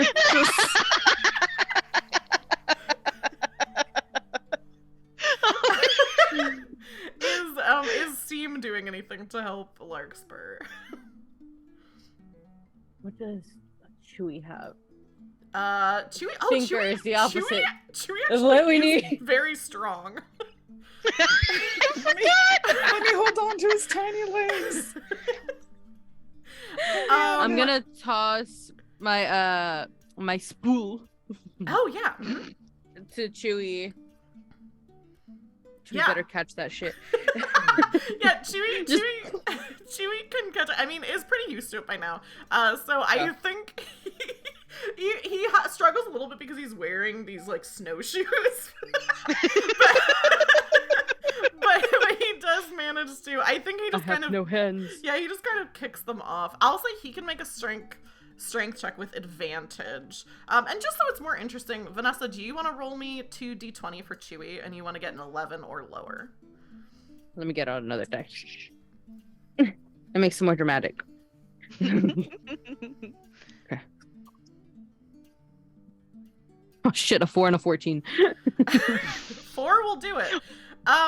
So Seam, as Cherry and Pecan are getting kind of just embroiled in mud, Chewy and Seam are able to, I'm almost imagining it's like a pulley thing where Chewy is kind of like the pulley. So like he's holding the string, but like Seam is the one actually pulling on it and like wrapping it back up. And Larkspur, you feel yourself out of the mud. Larkspur, you are going to take the exhausted condition. But you do have 2 spaces, you do have 2 spaces of grit. So you can just put that condition straight into your grit and ignore it if you'd like. Otherwise, it'll take up a space of your inventory. Yeah, let's do that. Okay, let me move that down to Larkspur. Cool, we'll put that in your grit. Cherry, you eventually managed to get Pecan pulled out, but in the process, you and Pecan are both going to take an exhausted condition. Fuck, okay. Which Cherry, you have 2 grit slots. So Cherry, you can just put that in there with drained. Cool. And worry about it later. Pecan, unfortunately, does not have grit. So she is going to give... Oh, she does have a mushroom. Does she eat this mushroom? I'm gonna make a will save. Yeah, I'm gonna make a will save for Pecan to see if she's just like, I'm so tired, I'm just gonna eat this really quick. If it helps, it helps. If it doesn't, well, fuck. She succeeds on the will save, so she doesn't eat the mushroom. I think she does, though, give one of these items that she's holding, probably the fish hook. Gives the fish hook to Chewy. Otherwise, she's going to be encumbered. So she takes an exhaustion. Oh no, Chewy's harmed. Yeah, so she kind of just tosses it over to him, and then he puts it in his bag, I guess. That he Oh, has. so you're holding shit for other people now, huh? He like kind of like wriggles his body, and you can hear. I love the idea that Chewy doesn't have a visible bag. Just he has some place that Puts it in his shell or something. Yeah, and he kind of jiggles his body a little bit, and you can hear all the fucking sound money. No, not. I mean, he does have some money, but these heavy sinkers that you had him hold, that he's been holding for so long, that have no use. You never know when you're gonna need they're them. literally just heavy. So you can hear them clinking around in This under is why his... he's so strong. He's working out. He's just lifting weights constantly. That's literally what he's doing. So he kind of clinks that around. But you all managed to get out of the mud. I'm going to roll something, though, to see if something happens. God. And I believe something does. Let me see. Oh, no, I have it the wrong way around. Okay. I thought it was if I roll a 5 or 6, something happens, but it's actually a 1 or 2. So here is what I will say happens next. Nothing bad. But you, as you're walking, Parmesan's kind of telling you, like, you know, more about Bettina and that kind of thing. And then you see it rising out of the mud ahead of you. A skeletal mass of rusted metal, in places still welded together, in others held by strips of rubber, fabric, or plant matter. The air smells acrid here. Have any of you encountered a car before? Ooh. I feel like if Cherry hasn't, then she's like heard of them before in her travels. Yeah, that makes sense. What about Larkspur or Seam? Do you think either of you have encountered a car? I would say no. Could there be like an abandoned car out in the woods that we've come across before or something? Yeah, I think definitely Larkspur, if you went in your travels, you could have seen an abandoned car. And actually, if you have, this specific site looks familiar to you. This looks like an abandoned car. This looks like very similar to this other thing that you've encountered in the woods before. It's not the same one you've encountered before. If you were, particularly familiar with cars, you would recognize this to be like one of those off-roading Jeeps that basically is just like kind of falling apart, has been here for a while, and kind of standing up by like I think probably standing on like the one of the side mirrors, like with her hand like this, is a black and white rat who seems like she has spotted you. And I think that's a good place for us to take our halfway break. So, chat, we're going to be back in 15 minutes. And we're going to take a little break so that we can have snacks and drinks and bio breaks, etc., etc. While we are on break, I've got some little information for all of the players that you can see other stuff that they're doing, information about them, and hang on, it's not. I'm trying to refresh it so the timer will be right, and for some reason, it's not doing it. What a jerk. Okay, I think I hit the wrong button. Okay, so we're gonna go over to our break screen, and we'll see you all in 15 minutes. Players, do you want to say goodbye to chat for now? Goodbye. Goodbye for now. Felicitations, adventurers! Welcome back to the second half of our Mausritter adventure, The Way Home. And Whey is spelled like the cheese byproduct. I'm here with Goblin, Sierra, and Vanessa, and so far what has happened is mostly just goofing off, to be honest. We've made it into a swamp. The characters have reconnected with this rat named Parmesan Enigma, who it turns out is cursed to sometimes be a rat and sometimes be a human. I think the mice were able to determine it is not necessarily related to adrenaline or fear or being injured. Not for lack of trying. They did determine by attacking him and frightening him. And managed to make it into this swamp where the rat witch who cursed Parmesan lives, managing to get through some thick mud, tired, but nevertheless here, came upon, rising up out of the mud, this skeletal mass of rusted metal, which a couple of the mice have recognized as being a car that has become stuck in the mud here. Seems to be abandoned by humans, but where Bettina lives. So that's where we're going to come back into, with Bettina perched on the one of the side view mirrors of the car with her hand up over her eyes, having spotted you. And she is like a black and white rat. And I think, is there anything, when you see her, is there anything that you all, like, are you saying hello or anything? Is there anything that you're doing upon seeing this car and this rat witch? Is there anything that we can glean as to, like, is she hostile towards us? Do we get any sort of, I don't know, in D&D it'd be like a perception check. Yeah, I think the answer to that is, as you're looking to be like, is everything gonna be okay with this witch? You hear her call out to you, hey, what are you doing out there? I don't get too many visitors You coming to see me? Are you stuck? You passing through? Why don't you come sit down? Take a load off.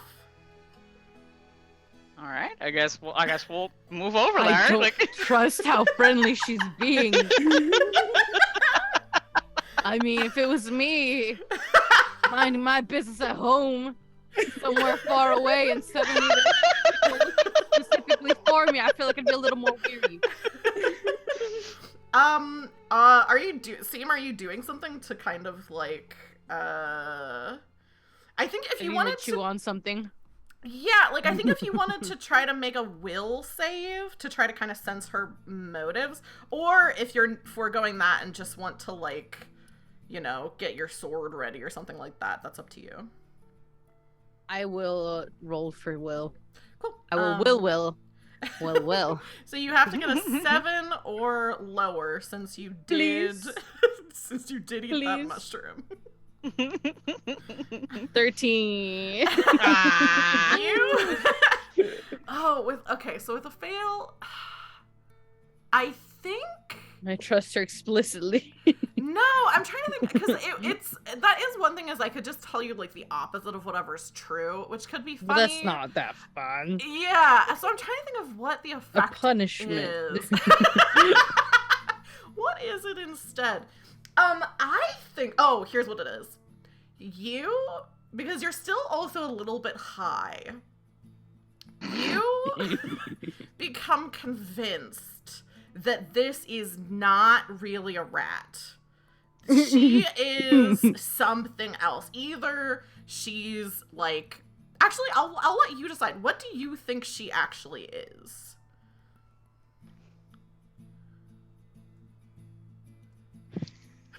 I'm trying to think of something really random. LOL random. A carving, a wood carving of a rat. You're like, this is a wood carving that has been brought to life. This is a Pinocchio. Exactly. And not. She just wants to be a real rat.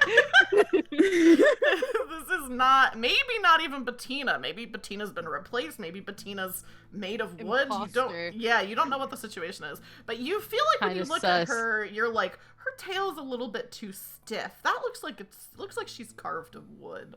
So you don't know whether to trust her or not, and you also think that she's not a rat. What about, it sounds like Cherry was headed over there. What about, Larkspur? I want to say I'm drawing something. I don't know if it's the car or her or just like what, but I'm definitely mixed up in my notebook more than actually like looking at her or realizing what's going on with Seam.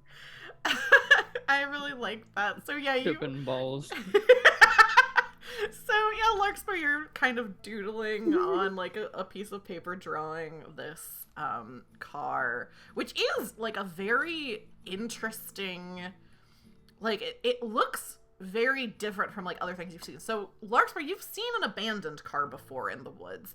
This one is like partially submerged, so it's almost like the front of the car is like here and it's kind of to the side a little bit. So her being on like the side mirror, it's not the highest point of the car because the roof is above it, but it is pretty close to it because of the way that it's like tilted. So it's like sunken partially into the mud. And I think as you're looking, you see a big like bloop of like air coming up, and it seems like it sinks a little bit lower.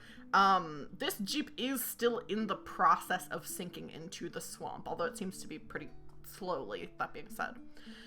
But I think Pecan is kind of like following close to Terry, the both of you having fought your way out of mud. Parmesan is striding straight ahead and is like, "Hey, yo, Bettina, you recognize me?" It's just does not seem wary at all. It's just walking towards the car. Okay, I don't know if I want to be going where Parmesan is. Like, it just like unwittingly, or not unwittingly. I don't know. The fact that he's super chill about it, I'm a little suspicious. Yeah, so it's like it looks like you were going and then you kind of stop. Parmesan goes like to stand kind of below Bettina, and they start talking to each other, but they're kind of just like speaking at like a regular speaking volume now, so you can see that they're talking to each other, but you can't hear what they're saying. All right, guys, what do we think? Seems just like like in a triangle from not even a square. I don't know what shape I'm thinking, but from cherry to Parmesan to Bettina, so it is a triangle. To cherry to All right. Larkspur, what do you think? I'm not touching that. Just seems eyes darting around. Well, maybe watch how Enigma acts with her and stand back. I don't know if I trust her if she's just throwing out hexes here and there. Yeah, I definitely feel that. All right, well, I'll kind of hang back. Sort of girl boss. Yeah, so 5 of you are just kind of standing watching. Parmesan looking up and like talking to Bettina, who's looking down. At some point she like holds a finger up, and then there's a lot of gesturing. She like holds a finger up, like darts into the Jeep, comes down, and the two of them are standing next to each other talking. He keeps kind of like gesturing back to you guys, and then I think at some point like turns around and looks at you all like,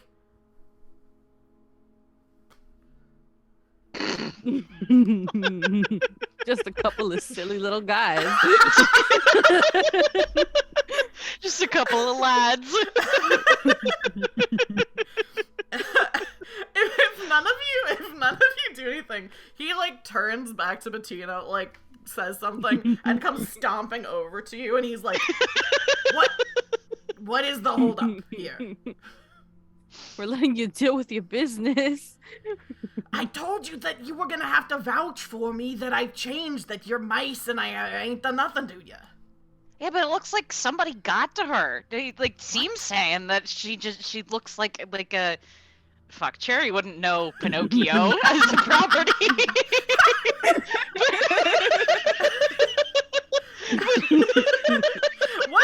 How has Seem described what she thinks? Just like whispering under my breath, like a little crazy. Yeah, Seem keeps saying like, something about a puppet. Why she look like... Why she built like a big bean. a baked bean. Parmesan? See, when you say that, Parmesan like grabs like this part of your clothes and pulls you in. Like, is like, you had better not say anything like that when Bettina can hear you. Call her shaped like a big bean. You're gonna get hexed. She can't hear you right now, but if you go over there and you say you look like a big bean, you're gonna get hexed instantly. Buddy, what is going on? Just whimpers. All right, I guess don't turn me into a piece of wood. She's gonna what? Please. She says she's gonna turn you into a piece of wood? She wants to be a real rat too. Jesus Christ. Jesus Christ, am I right? Oh, Lord. Okay. That mushroom really did a number on. I think Pecan is going to go over to you, Seem, with another mushroom and is like, here, maybe you should try this. Maybe it'll, like, undo the other one. I'm ready. God. What am I rolling? Roll a d6. 4. 4. Oh no. Your arms feel tingly. Give me a D4 roll. Super strength? Is it super strength? It's Must be super super strength. strength. Woo! So you get plus whatever you rolled on the D4, you add to your strength for roll me another D6. This determines for how long. 1. For 10 minutes. for the next 10 This minutes. is bad. This is like drug-induced like strength while I'm tripping hard. It's gonna be So some like for- what face eating shit. what did you get on the D4? 2. Okay, so put that in your Not that much stronger. temporary strength. That way you'll remember what your max is. So you should be able to just click on the 6 and change it to an 8. So yeah, your arms feel tingly, and you are stronger than usual. And I'm gonna delete this other mushroom out of Pecan's inventory. This fucking mushroom. And I can't believe that worked. Pecan is like, how you feel? Now Did we that, know. did that level you out? I'm just like a little juiced. Yeah, did we Your- see any your like physical changes? See, your arms Just like shake, look like vibrating. Your arms look so thick and hefty.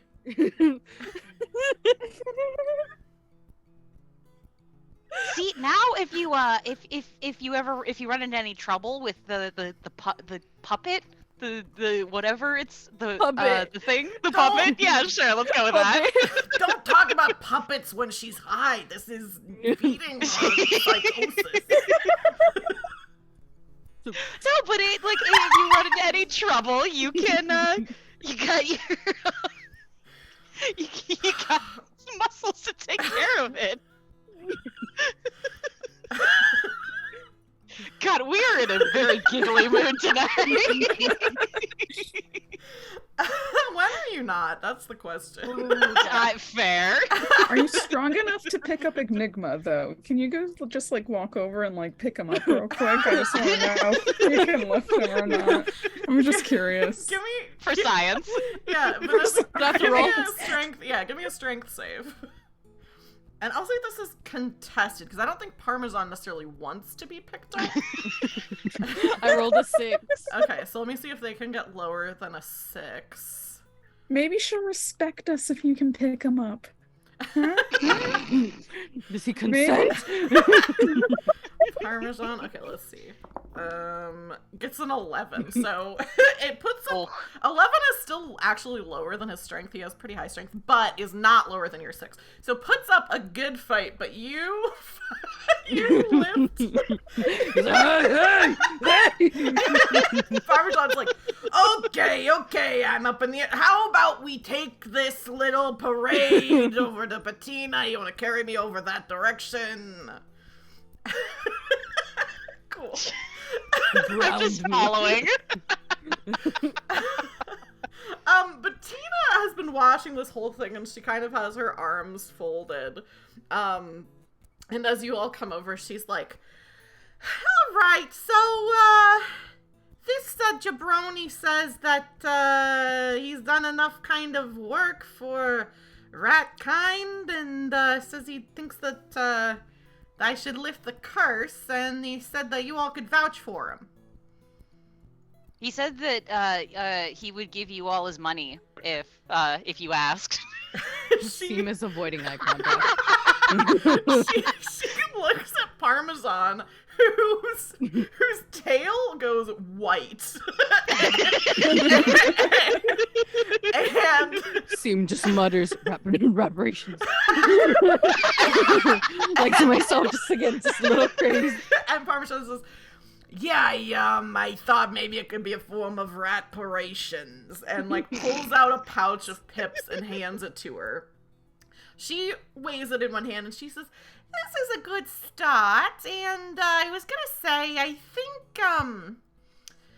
think that I could view this as a sign that you're a little bit better towards rats, but you did kill a lot of us with that poisoned cheese you left in your house, so I think it's gonna take a little Look bit. up at.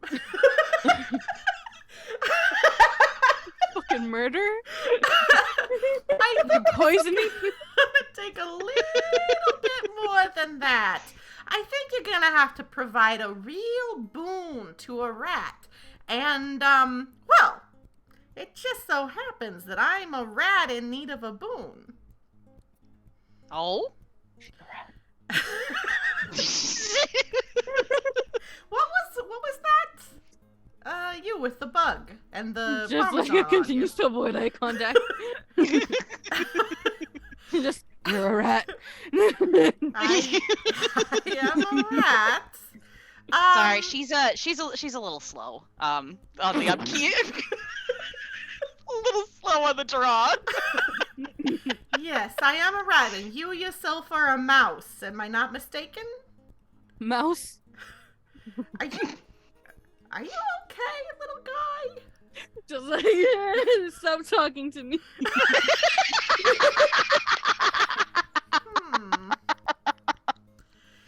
I'll tell you what.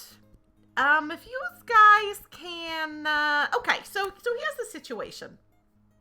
You can see my home here. This big old, automobile is, slowly sinking into the swamp, which is the way of the world. That'll be like that sometimes. The problem is that there's a lot of parts to this thing, and components and secretions and stuff like that that I have to use for my magic. And as of yesterday, the gas tank has dipped below the surface, and I can't get to that good gasoline anymore to siphon stuff out for my magic. If you all could if you could find a way to get it so that my car can be lifted a little bit, that would be great. But at the very least, if all of yous could give me, a good amount of that gasoline out of the tank, I could consider that a real boon. I could lift the curse on your friend Parmesan here, and as I understand it, you all could be on your way back home to Calvington. Okay, just get some gas. That seems doable, I think. Cherry has no idea what this gas is. And I think she kind of is still looking at Seam and is like, and I'll tell you what, I'll even throw in a little tea for your friend here, kind of help her out of whatever she's going through. Are you gonna make them out of mushrooms? No. Is that what's going on here? Is it a mushroom thing? No. Who wants to know? What are you, some kind of narc? I feel like at this point, Seam's anxiety is starting to get to Cherry. A paranoia. Like I said, my will is usually 10, but I'm at a 4 right now. Yeah. Hive mind. Puts her hands up and she's like, all right, I get it. You don't want to tell me much about yourselves, okay. Just give me the gas, then I guess you can be on your way. She points over towards, like, kind of the back of the, like, the side, but, like, towards the back of this Jeep, that is, like, completely submerged, basically, under the swamp, and she's like, if you can get me some of the gas out of there. You all might not even know what gas is. Confusingly in this circumstance, it is a liquid, and it's in a tank. The opening to the tank is below the surface of the swamp right now.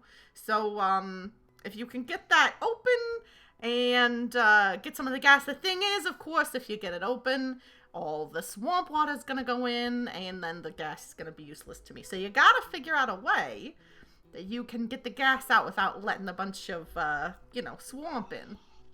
I'll give you that for free. Or you can just, if you can figure out a way to get this whole Jeep lifted up, that would be best case scenario.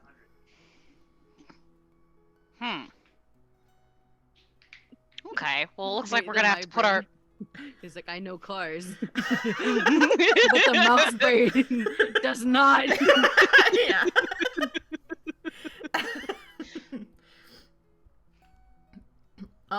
Parmesan Goblin kind of rooster. like starts kind of, okay, easy peasy, should be in and out of here in no time. But is like looking kind of nervously at the Jeep, trying to figure out like, how can we even do this? Bettina says, all right, well, I'll be just waiting inside the Jeep for ya. So if you need anything, you can come get me. But I'm just gonna be, getting some stuff set up for, hopefully breaking the curse. But if not the curse, then at least I'll have some tea for myself.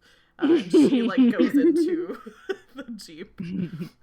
Parmesan immediately turns all of you and is like, I put up kind of a brave face there. I do not know how to get this thing get that open. I do not. Any ideas? I might have one. And I don't know if this is like its intended use. So I know that I gave Pecan my sea foam form spell. Mm-hmm. Would that allow me to traverse the swamp? I know it's sea, so that I'm already like I don't know if that would work, and if it did work, I don't know if that would actually allow me to get the gas, but that's what I got. Yeah. It's not a bad idea. I definitely think so. I think Cherry. I think I think you're thinking about this spell, and you know that it turns the caster's body into sea foam. And because Bettina did say, like, if you open the gas tank, it's gonna suck swamp water in. I think you're kind of like, okay, I don't know really anything about gas, but if I could get to where the opening is, turn into sea foam, and then people could get this open and closed fast enough, you could at least get into the tank with not, like kind of get sucked in. You then would be in the gas tank. So, what's the next step after that? I don't know. And there's the rub. Yeah. But I mean... Could we... Go ahead, Sierra. Do we still have the spool? Could Yes. we, like, wrap that around Sherry's hair? I don't know. You could definitely... So if Cherry was in sea foam form, she wouldn't be able to be, like, still tied to anything. But you could, like, tie something to the end of the spool and, like, get that sucked in too. And then Cherry could have, like, a way to potentially climb out. That's still not gonna, like, 100% solve the problem. But, like, a plan is... it seems like something of a plan is being formed. You could call it a plan. It's technically a You plan. have some ideas. Things were plotted. Okay. Yeah, I'm looking through all the stuff I have, and I can't think of anything useful to do with them. I have Is there anything that looks like it could be useful in like the surrounding area, like environmentally? There is definitely a good lot of question. stuff. So, I think around the area, first of all, like the car is full of like the area in the car and around the car are full of like big pieces of metal, rubber, like fabric. Actually, I didn't even describe this. I forgot to. And I'll go back. I'll go back and describe this because I wrote a description of Bettina that was really fun and I forgot to say it. So Bettina, I said, was a black and white rat. Her dress, you noticed, was made of like a greasy like rubber belt, like a belt that would be like used in a car. And she has some like gloves that she was wearing that also were made out of that. And her tail, you could see, had all these like metal nuts like on it. So she was like holding her tail up and holding all of these like metal nuts. And her hat that she was wearing looked like it was made out of leather upholstery, like from a car seat. And there's tons of stuff like that around. So there's like big pieces of metal, like, and even like you can see she kind of has like some like glass containers of things that you can see like kind of hanging. It seems like she pretty much is living in like the front seat of the car, so you can see like from the window like things hanging, and like all around there's like little jars and bottles and stuff like that have different liquids in them. So there is definitely a lot of stuff here for you that's like at your disposal. And basically, if you can think of something that would like feasibly be either in a swamp or on a broken down car, you can say, oh, I think that thing is here and I'll use it in this way. So even though your mice wouldn't necessarily know that kind of stuff, you all as players can feel free to make up things you think would be useful to find here. Does that make sense? Mm-hmm. And how deep is the Jeep in the water? It's pretty far, so it's basically like kind of like Titanic-esque. Like it looks like the front part of where the Jeep is. Yeah, it looks like kind of like the front two wheels, or actually like the front, let's say the front right wheel is on something relatively solid, but the back has gotten kind of sucked down, so it's at like kind of an angle like this, basically. So the back two wheels are completely under, and the side that has the gas tank on is like under the swamp to the point where it's past the gas tank. Does that answer the question? The gas tank or the gas tank lid? The gas tank lid. So the lid, the like opening for the gas tank is below the surface of the swamp.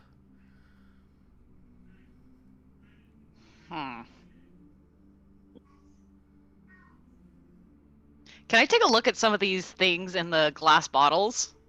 Yeah, so you kind of start looking around at the stuff that Bettina has, and you notice a lot of the bottle, like some of them are bottles, some of them are like little, like containers and stuff that would be in like trash that you'd find in a car. So like, you know, like a plastic water bottle that has stuff in it. It's all these different colors. Like some of it is like completely black, some of it is clear, some of it is like bright blue. I don't think Cherry would know what this stuff is, but I would say Goblin, you would know this is like stuff from a car. So it's like there's some gasoline already here, there's oil, there's antifreeze, like stuff, the kinds of like liquids and things that you would find in a car. She has been keeping some of them in containers. Okay. Can we use one of the empty bottles to like float on top of the swamp? Like, could we use that as like a little raft or something? Yeah, definitely. Okay. So I'm gonna check out one of the bottles then. Just looking at it, studying it. Yeah, you find like maybe like a partially kind of like crumpled empty bottle. And Parmesan kind of sidles up to you and is like, so what are you thinking with that bottle? I think it should be light enough that if we put it on top of the swamp water, it won't sink. That way we won't get sucked in. That's a good idea.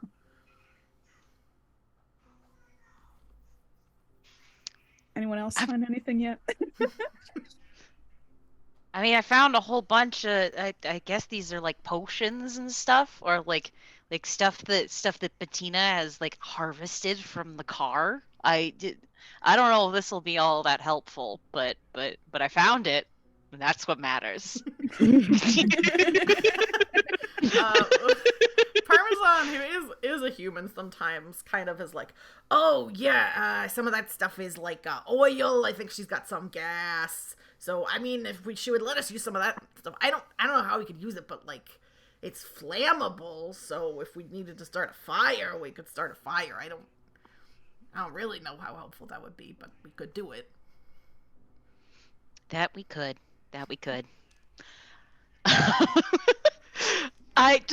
I as Goblin I'm trying to figure out just what we could do to get around this obstacle, and I'm drawing a blank. Yeah. I think like you do have at least the start of an idea. So you have a way that you could get Cherry into the gas tank. It would still come down to some rolls. So you'd have to roll, like some of you would have to roll to be able to like open like get the gas like tank open, like the opening to it or whatever, and put back quickly enough so that not too much water gets in but Cherry gets in. And you'd also have to figure out like getting in something to get some of the gasoline out, and then of course getting Cherry back out afterwards. stuff like that. Anybody who wants to, I think if anybody who wants to can make, I think this would be a will save.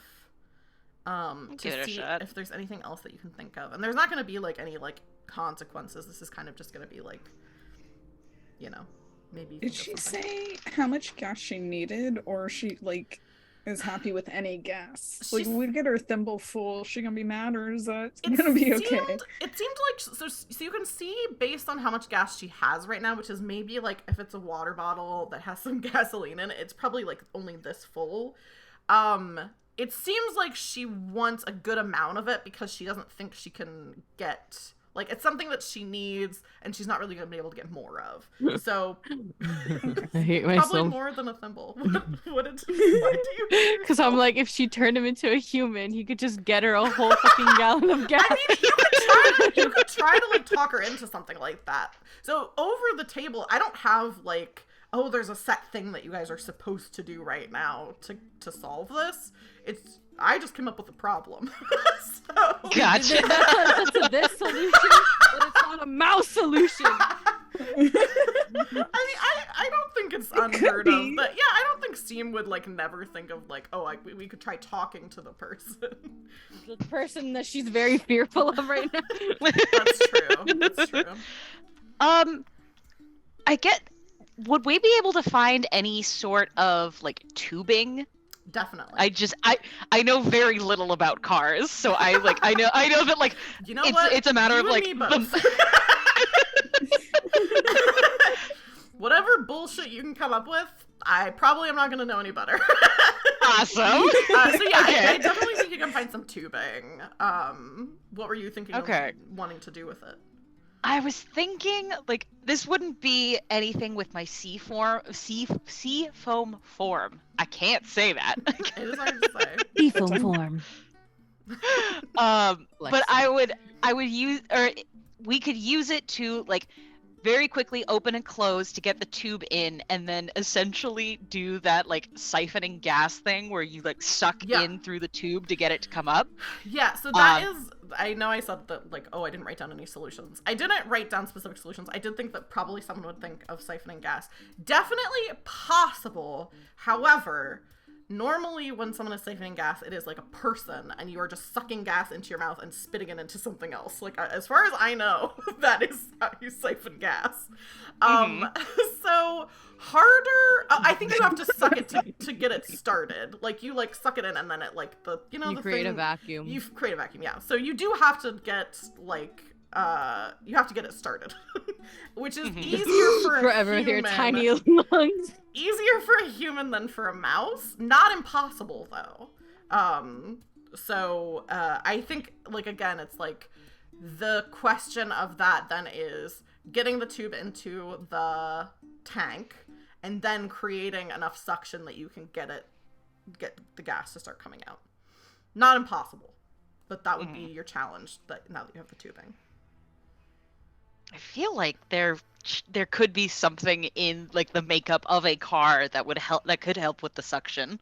Again, know very little about cars, but yeah. It's like a tire pump or something? Oh, yeah. Yeah, something like that. Yeah, I think so. Maybe like Cherry is like finds this piece of tubing and is like, maybe we could do this. Larkspur finds like is kind of like rummaging around in like the back seat of the Jeep is like kind of like, I think you can't see the seats anymore, but there's just like some stuff that's kind of floating back there. And you find like you can see like kind of sticking up out of it is like what looks like some kind of like pump that you could use.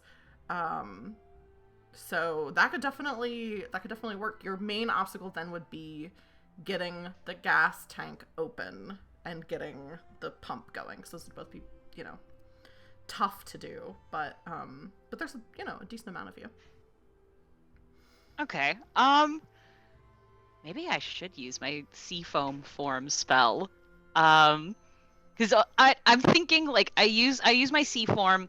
I can't. It's not happening. I'm sorry. Form, I guess, works. Oh, but I turn turned into a into. fish. I You could turn Oh, into that's a right! mouse-sized fish. You could actually do that. But is it useful?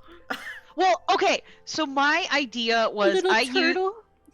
I t- I turn into a sea foam, and we do the thing where we very quickly open and close it. So I get in there.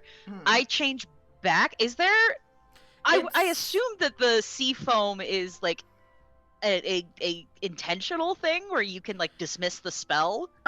It's not specifically dismissed, but you just have to wait. So however many dice you use, that's how many turns, and a turn is 10 minutes. So you could basically just go in there, wait out, And just like hang out. yeah, with the until you gas. turn back. Okay. Yeah, just breathing in the gas. No, you'd be. I mean, does sea foam breathe? No, it doesn't. So you'd be fine.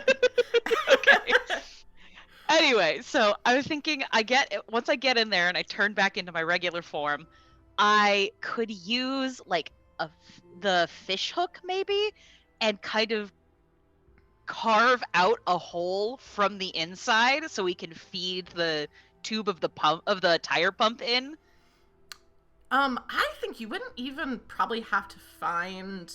I don't think you would even have to use your fish hook. You could probably find some kind of saw-like thing in amongst all of the stuff that is here. Like, even if it's not specifically a saw, I think you could find something better fit to that job. I think yeah, you could definitely try that. Okay.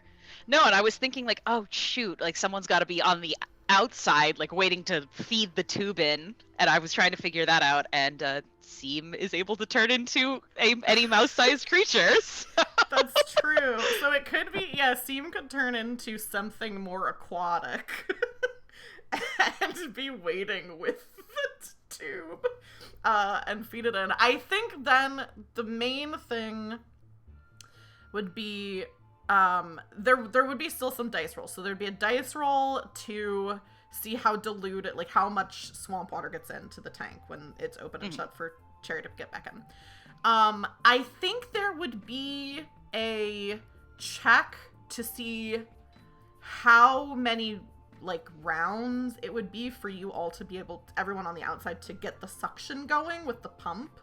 And I think the hazard of that would be once Cherry is in mouse form, would potentially take damage because you are in like gasoline, which is not healthy. So that would be like, can we get the siphon going before like Cherry gets, like dies basically in this gas tank. And then getting Cherry back out would be like the last thing that you would have to do. And what exactly is Parmesan doing? Parmesan is like, I'm gonna be manning the pump. I'm gonna be up on top, jumping up and down on the pump, and unless you have something you'd rather I do. I am pretty strong though. No, I that's could fair. also, sorry, just to solve the issue of Cherry getting back out, I could also like just use the sea foam form again. Just get sucked out. That's Just true. get sucked out. I mean, the gas has to go somewhere, like, well, which I mean, we could probably get like a water bottle or like something like that. And yeah, just pump me out. That's true. This is sounding like a good plan. It just the dice have to go your way, which is gonna pretty much be, Oh, God. regardless. That's gonna be the case. Larkspur and Seam, how are you feeling about this idea? Anxious. Is that the mushrooms or is this actual nerves? Both. It's valid. Actually, now is the strength spell still in effect? Or not the spell, the last mushroom? It's only 10 minutes, so I'm imagining that like probably you getting things into place is probably gonna take about the 10 minutes. Okay. So I think by the time you need to start pumping, I think it's going to be it's probably gonna be over. More off. Gotcha. No, I'm just Larkspur thinking. is stronger than me even now. That's true. No, You're I was just right. thinking. it would probably be a strength roll to try and like saw through the gas can. True. Yeah, probably would. I don't see am it not being very anything other than strong. strength. Sierra, were you gonna say something? I thought you started to say something about the plan. No. It sounds pretty solid to me. I can't really think of anything else, so I'll give it a try. Yeah, I think, yeah, Cherry, I think the one of the big problems is probably the amount of strength trying to saw through. Here's what I'll say. With a lot of these checks, it's not necessarily going to be if you fail the check, then you just don't do it. It's going to be if you fail the check, it takes longer. Because I think a lot of this is going to be like, we have to kind of get things done pretty quickly for it to go well. So, it's not that with a 5 strength that Cherry just, like, can't do it. It's just gonna be, like, how long is Cherry inside of this gas tank, inhaling the fumes and being in gasoline? Yeah. That's really gonna be the thing. Well, and I mean, if you have a higher strength roll, then the likelihood of it not taking as long, hopefully, is higher. Yeah. True. Yeah. All right, Larkspur, I don't want to volunteer you for this. I just. So what? It Makes a lot of sense. It sounds like Cherry is going to try to convince Larkspur to be the one to go into the tank. I do think it would be great if this is in character. I would love to hear Cherry convince Larkspur and like what Larkspur's feelings on this are. I think. Oh god. Yeah, I think doing it in character is a good idea. Okay. All right, so Larkspur. I want to remind everyone that I am in my shadow form. Shadow sidles up to Larkspur. All right, so Larkspur. I think we've got a pretty good plan going. I just there's a little bit of a snag, I think, in its current form. I think you might be able to help us on that. And what's the snag that you think is gonna happen? Well, you see, like, it's once I'm in there and I go back to my my mouse form, we're gonna have to saw through the gas can, and Cherry just kind of holds out her arms, which just are very much the like limp noodle variety. And not very corporeal.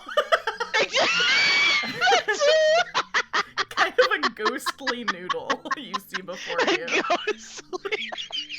I'm just imagining the general shadow shape and then just 2 like sticks protruding.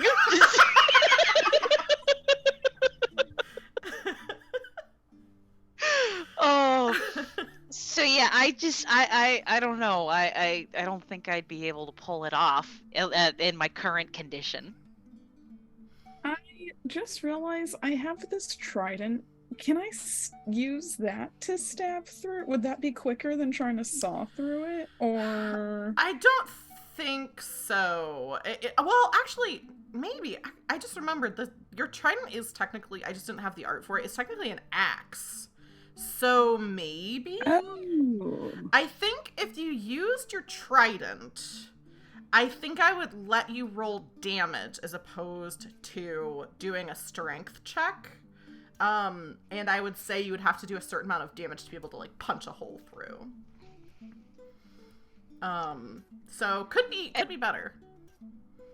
It also might be tricky because at least how I was imagining it was like the hole is small enough that once the tube gets fed through, it like kind of the right size. Yeah, it like plugs up the hole, just so Bettina has access to the rest of the gas in the tank. Yeah, that makes sense. Okay.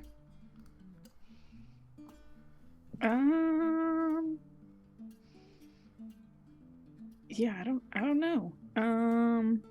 I'm not feeling as confident because I can't turn into sea foam in case anything goes wrong. I don't know why that feels important, but so just a reminder of the way spells work. Whoever is anyone can use spells, and whoever is holding the spell uses it. So if Cherry was okay, like letting you use the sea foam form spell, Larkspur could use it. Yeah.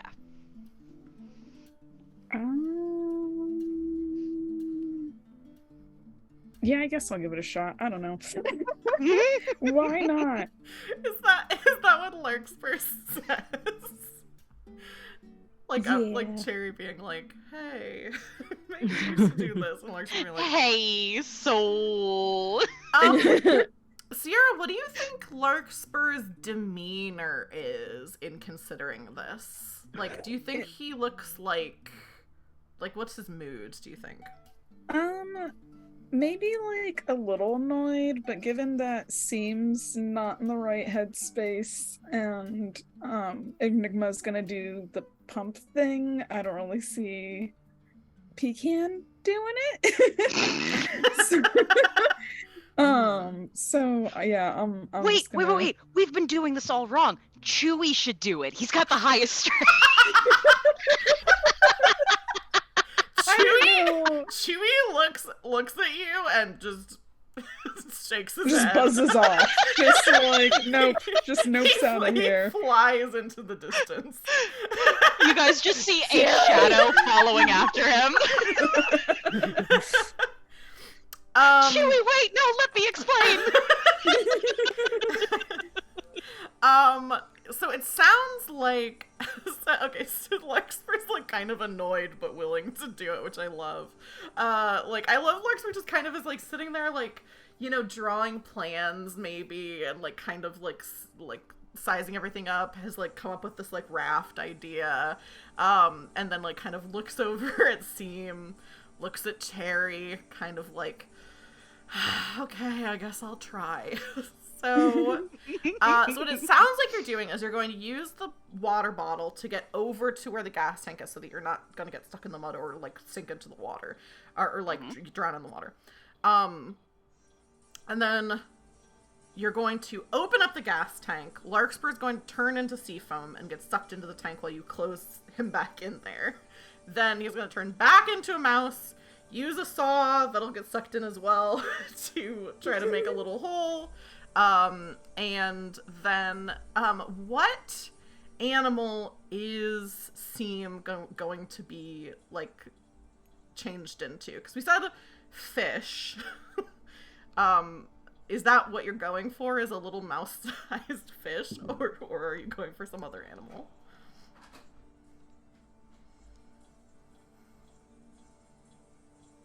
Let me Google something. Best animal to put a tube into. Smallest creature with posable thumbs.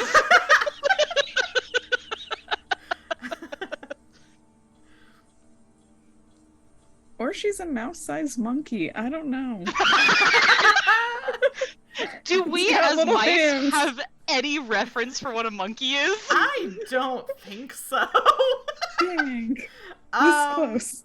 Maybe. I feel like that's a hard animal to know about as a mouse. I mean, to be fair, we are very well-traveled mice. I'm trying to think of animals that would be helpful, like little snakes or like frogs, turtles. God damn. I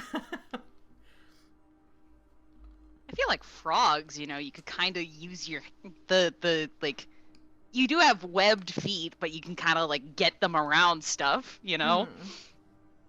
It's true. I will become a cute little frog. Frog.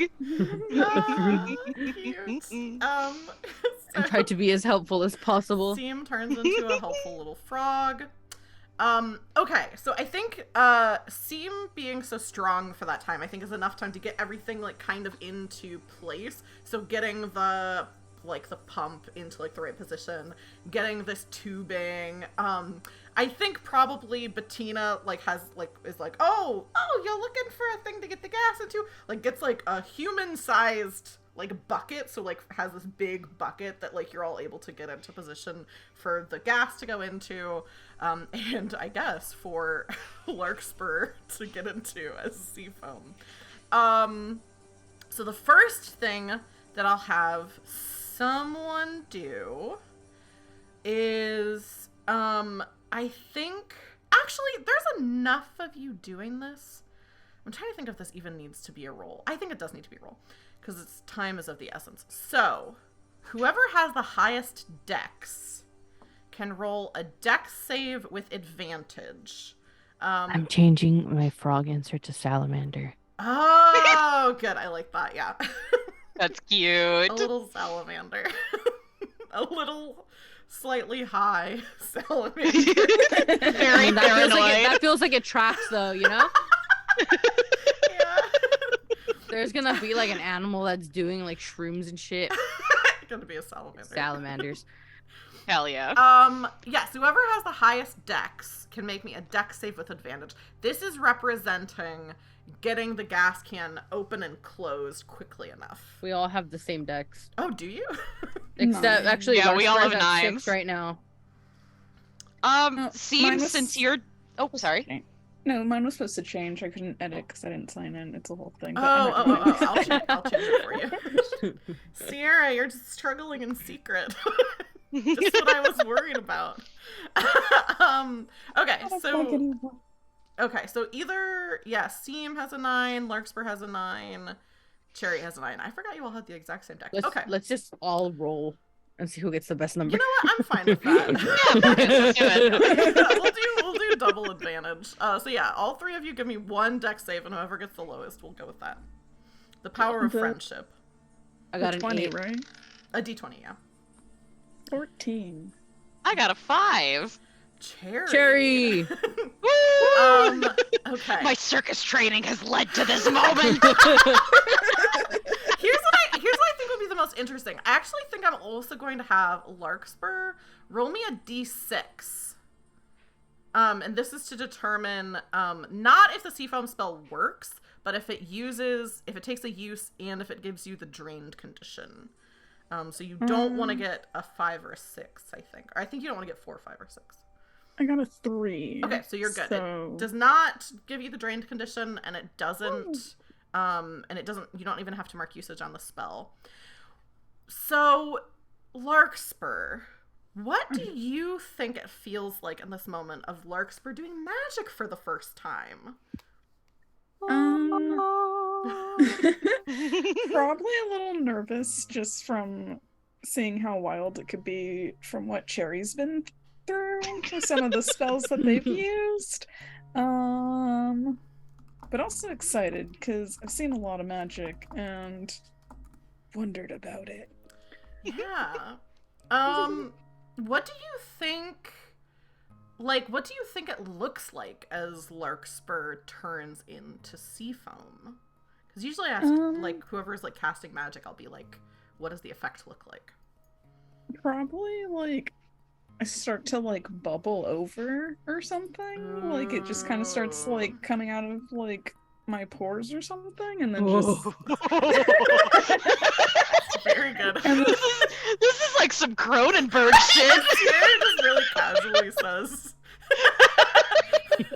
I kind of melt, yeah, and then turn into foam.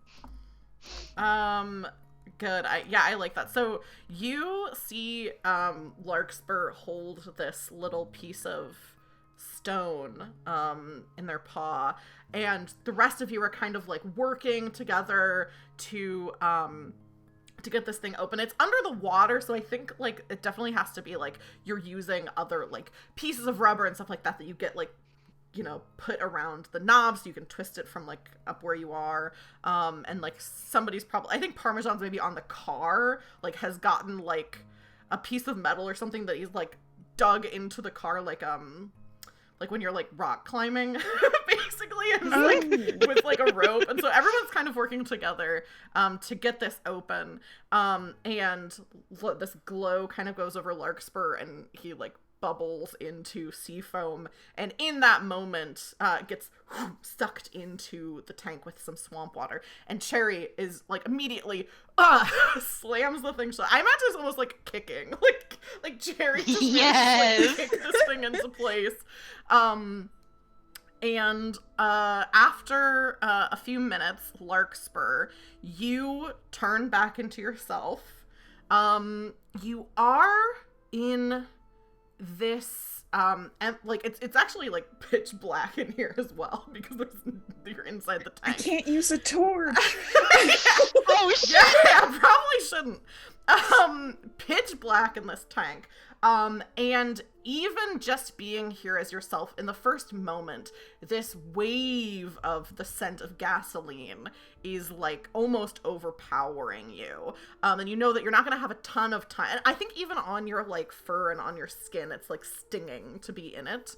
So you know you don't have that much time to get this, hole carved into the inside. So why don't you give me a strength check? Or strength save, I guess is what it's called in this game. And you're just going to want to get, it's with a d20, and you want to get a 9 or less. Okay. 8. So you don't take any conditions, no damage, nothing. You just are kind of like, all right, I just need to get through this.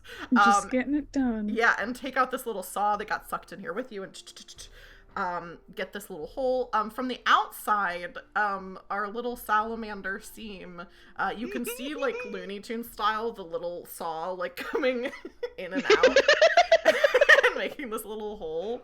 I'm not gonna have you roll anything since you did use like your form to like be able to be in the water. And you're able to, as soon as it's open, get this little pipe or this little tubing popped into the gas tank.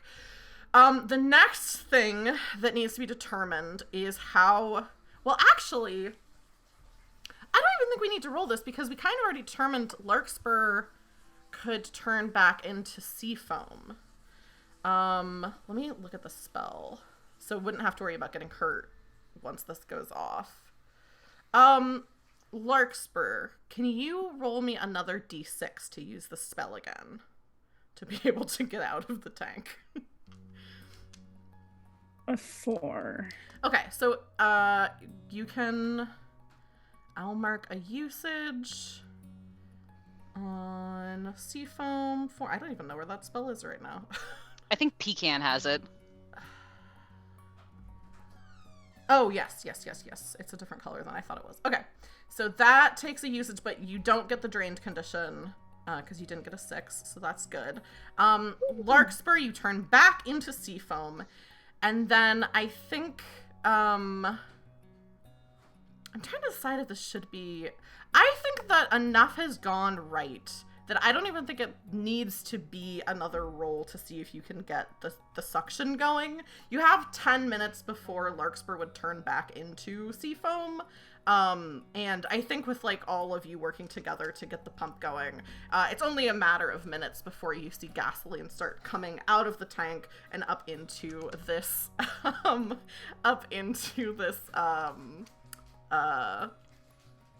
I can't think of a bucket. And also a little bit of sea foam comes out and drops into the bucket. And after a little while, it turns back into Larkspur. But Tina is like kind of watching the whole thing. And once you're all kind of done, we can hear the sound of like the gasoline coming out. And she's like, I think you're gonna get down near the whole tank in there. And is like seems pretty satisfied.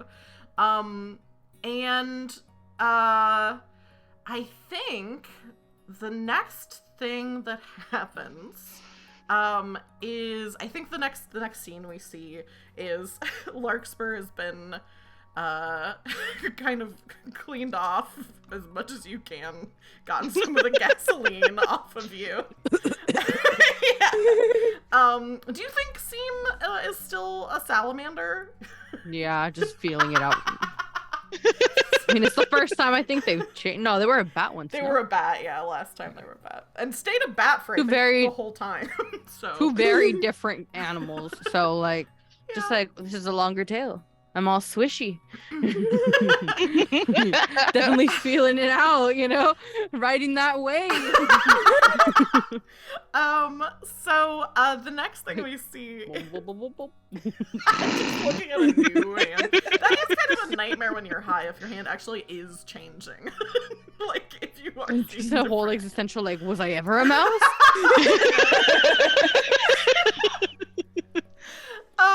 So Seem's having a crisis, but the rest of you are watching as Bettina stirs a cauldron of thick black oil, maybe even tar, over the orange coils of a cigarette lighter. The hot air over the cauldron reeks of burning rubber, which Bettina, as she's stirring, kind of she stirs with a long winding piece of metal, and she gestures for Parmesan to come over. And when she does that, she looks at the other three of you and she's like, "Hey, any of the three of yous wanna be turned into a human?" Thought I'd ask since I got this whole thing going. Oof. Do we turn for how long? Yeah, what's the... For forever. I don't know. We have families that are waiting for us. You have a family. I don't know your life. I don't know your story. I thought it would be continues to play Mausritter in the future as a human. Very OP. I thought same stats. The weakest human in the world. I don't know what a job is. No, it turns you into a human, but you are like a newborn infant. Like, that's the only way that the stats make sense. Yeah, she's like, I mean, I don't know, I'm just trying to be hospitable. You all helped get this gas. I thought, you know, Parmesan wants to be turned into a human. I thought maybe you want to be turned into a human. I don't know. Well, he was originally a human. Seem might disagree with me right now, but we've all been mice. Okay, so it sounds like you don't want to be a human. What about is this like a thing that you could do, like a to go spell, or is this like a right here, right now? No, this is more of a dying. Let me sleep on it real quick. The magic is happening now. This stuff is part of it, but I'm doing some stuff too. I can turn you into a human now, or you can be a mouse for the rest of your life. It's up to you. This is a big decision. If I turn into a human, do we ever, like, is this the absolute last Mausritter game, though? Like, what if we get, like, another game and we have to get new mouse? New mouse. Up to you. Like, this is definitely, like, wrapping up this story. That doesn't mean we're never gonna play Mausritter again. But I wanted to, you know, life happens, and I wanted to make sure that we got in one where you all did finally get home. So... Mm-hmm.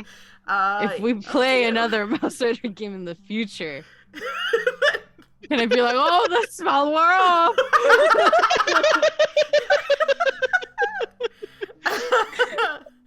Yeah, I mean, it's definitely an intriguing possibility to be turned into a human. But it is ultimately up to you. I also feel like I would get turned into a human and then, like, yeah, don't have, like, a job or a family or anything. Now I'm just sparrow out in the swamp. Just be... I don't need friends. The mice are my friends.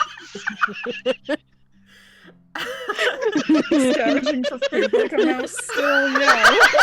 Eating grass and clovers. And just absolutely not what you need for a human body. Like, it's like grass and seeds. Yeah, like... Time's wasting. I didn't think it was gonna be... Oh, God! I thought you were either gonna say yes or no. We could move on. I gotta know. Yeah, Cherry has a family. Like, it's like a very big portion of her personality is like being a mouse. But you could help your family not so being much a more mouse, if you but were just, like- human. I could take my family circus international.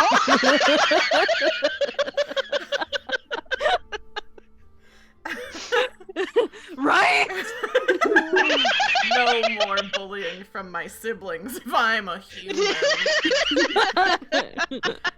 You better watch yourself before I buy some rat poison. I can go get a mousetrap. Don't test me. Zapdara in chat said, way to rush the biggest possible Yeah. decision. What the fuck? She, of course, is tapping her foot like Sonic, waiting for you all to decide. I really don't want to lose this character, but I think living as like a weird feral person out in the swamp is very intriguing. These orcs are gonna turn into a human? Fuck, we don't even need Parmesan. Like, Larkspur could just get us home. Ah, I want to do it. yeah, I think I'm gonna do it. Oh my! Humans? Oh my god. Look, that could be the next story where we regret it. we just I need to turn Yeah. into a mouse. we don't play Mausritter anymore. We just play a different tabletop game where you can Actual D&D where we're trying to turn into mice. This is our announcement that we're transferring to D&D. the worst possible time too, because there's just so much drama with D&D. You know what? Actually, I think we don't care about the OTL. Okay, so I did I not. don't know anymore. I was not expecting that two of you would say yes to be turned into No, humans. never mind. Never No, mind. you should. That wasn't bad. That wasn't Because I bad. don't want it to end. What final answer? Human. No, Okay. there's too much character development for C. Oh, That see, needs to now I'm feeling happen. bad. No, I'll do it. I'll do it. Good. Take one for the team. Okay. We're gonna be like, and you're not gonna be able to understand us anymore. Also, maybe the spell goes wrong and you are like Parmesan and go back and forth all the time. I'm wondering that too. Okay, so what does Larkspur say? As the other two kind of are like, no, we don't want to do it.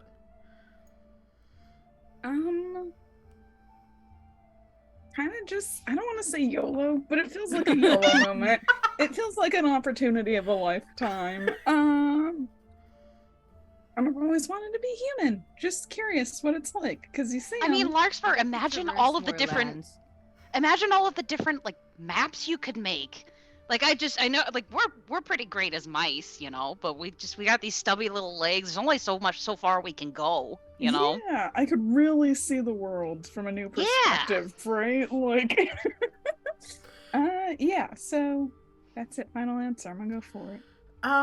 Bettina kind of gestures for you to come and stand next to Parmesan, and she kind of scrounges around with her stuff and finds a glass bulb from like a tail light that has been filled with a clear liquid, and she tips it into the cauldron until a single shining drop quivers at the lip of the repurposed bulb and drops into the cauldron.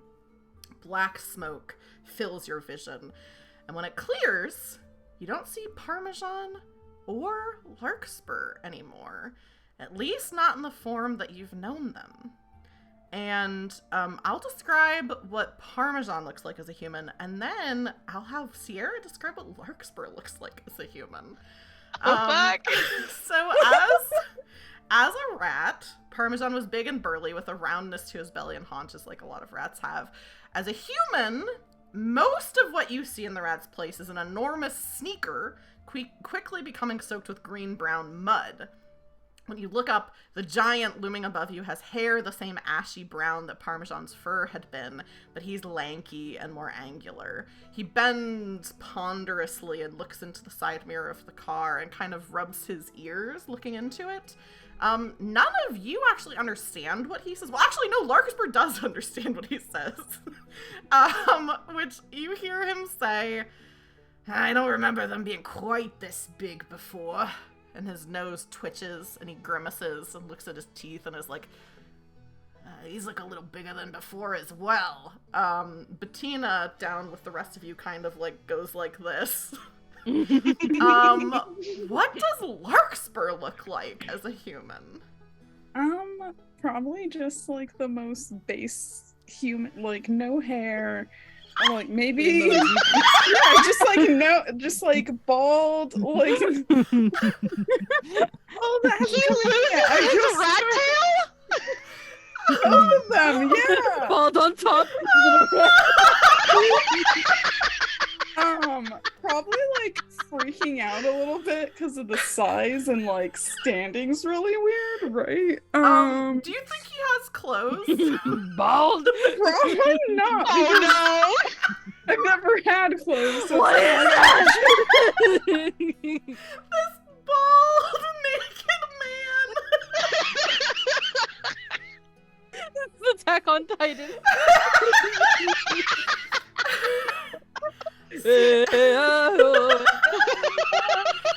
Oh, Sierra, I was not expecting for you to say he was bald. I feel like most people would be like, yeah, he's hot. He's the most basic looking man. He's bald. Melanie. Naked bald man has only ever been a mouse. I love this so much.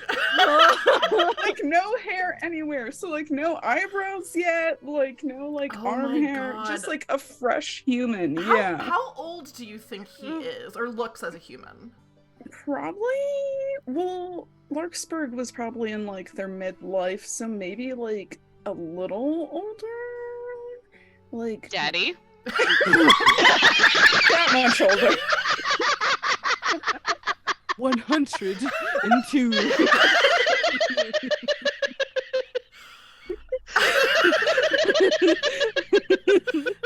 looks like he's in his 40s. Is that kind of what you're thinking? Let's get closer to 30. We'll give him a little youth. 30s, he's bald, he's naked. Yeah, just like freaking out a little bit. Doesn't know what hands are, so that's really weird. Maybe. Oh, go ahead. No, I was gonna say maybe I freak out and just like take off running, and then Parmesan's following behind me.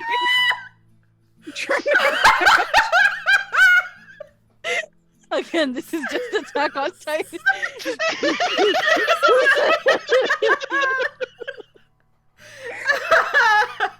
I think we see this moment of Larkspur as a human freaking the fuck out, runs away. Parmesan's like, oh, jeez, running after.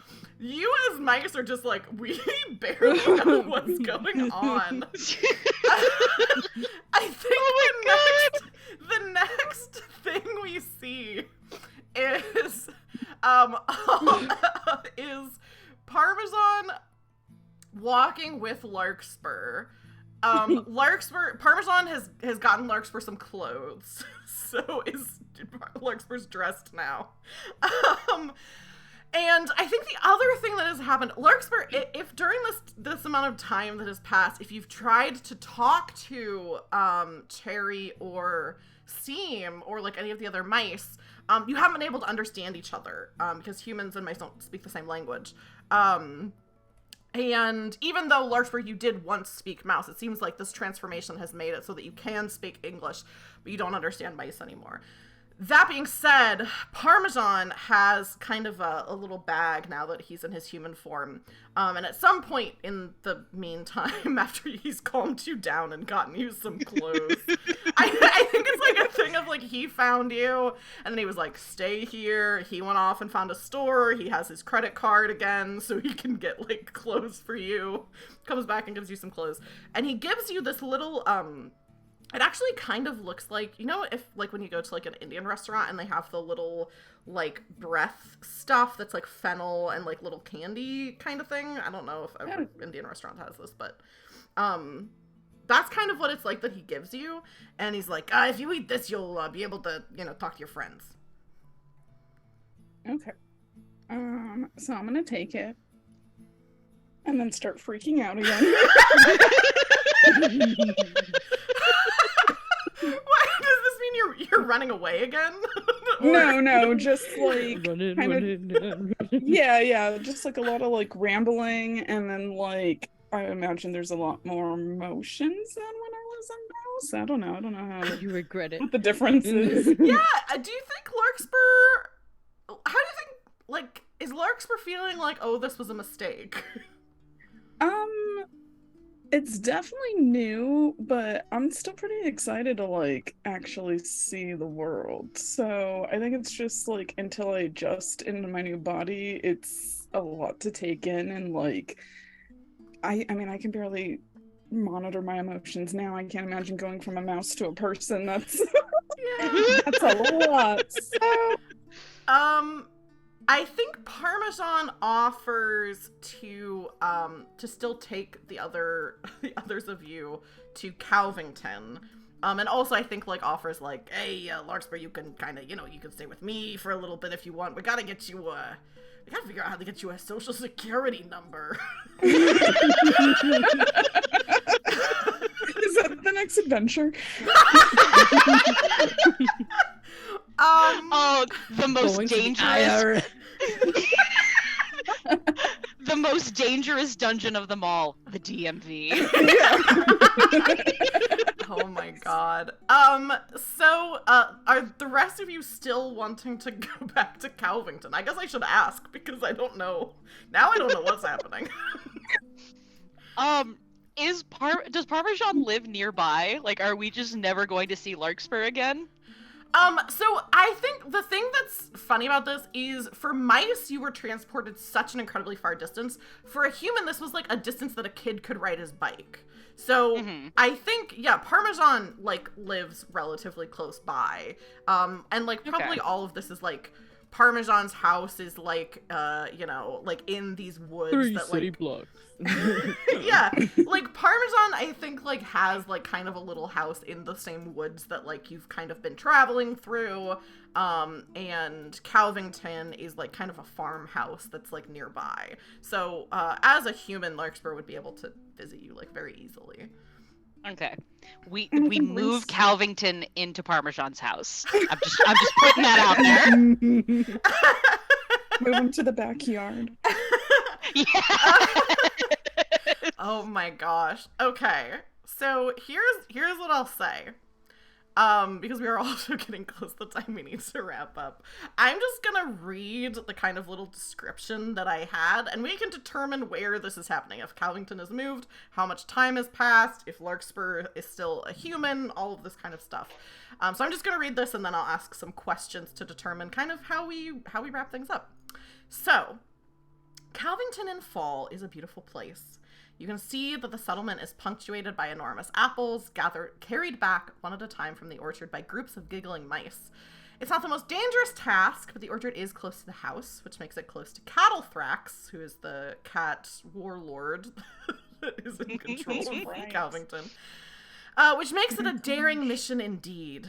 Sally McIntosh has begun to hollow out the insides of one of the sweetest apples to turn to cider, which in turn will be warmed in the enormous copper kettle and served in nasturtium leaves and acorn caps and cups made of beeswax. There are flaky apple pies served with slices of sharp cheddar, and just on the other side of the cow skull that serves the city hall, you can make out the brightly colored tents and flags of the circus. So I have some, as you're finally back home, I have some questions for all of you that'll kind of serve as our epilogue. To give full credit, these questions I'm going to ask you are inspired by the questions in the final phase of the game Under the Floorboards by Chris Bissett, which has, like, when you come back from an adventure, like, has little, like, kind of questions to be like, did you like this? Blah, blah, blah. They're not word for word the same ones, but they are inspired by it, so I wanted to give credit to Chris Bissett. My first question for all of you, even Larkspur, who is a human now, is what did you miss the most about Calvington that you realize now that you're back here?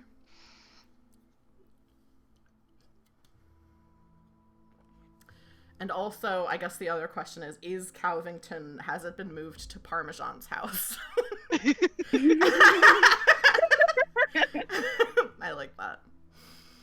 I am very much a proponent of Calvington moving to like Parmesan's backyard. Yeah. Also, random question: does Parmesan have a human name, or is this motherfucker just walking around with the name Parmesan? My parents named me Parmesan Enigma. That was my name as a human. That's my name as a rat. I didn't. You think I changed my name just because I turned into a rat? I'm Italian. Messed up parents, man. With the last name Enigma, we all got interesting names. I see. This is actually the Batman. But yeah, what did you all miss most about Calvington? The peace. Valid. More than valid. I feel like Cherry, it's not really Calvington, because that's not really her home per se. True. She missed her family and just like the chaos that ensues when you have more than like 4 people in a like enclosed area. Mm-hmm. It just like the chaos of being around her family. She definitely missed that.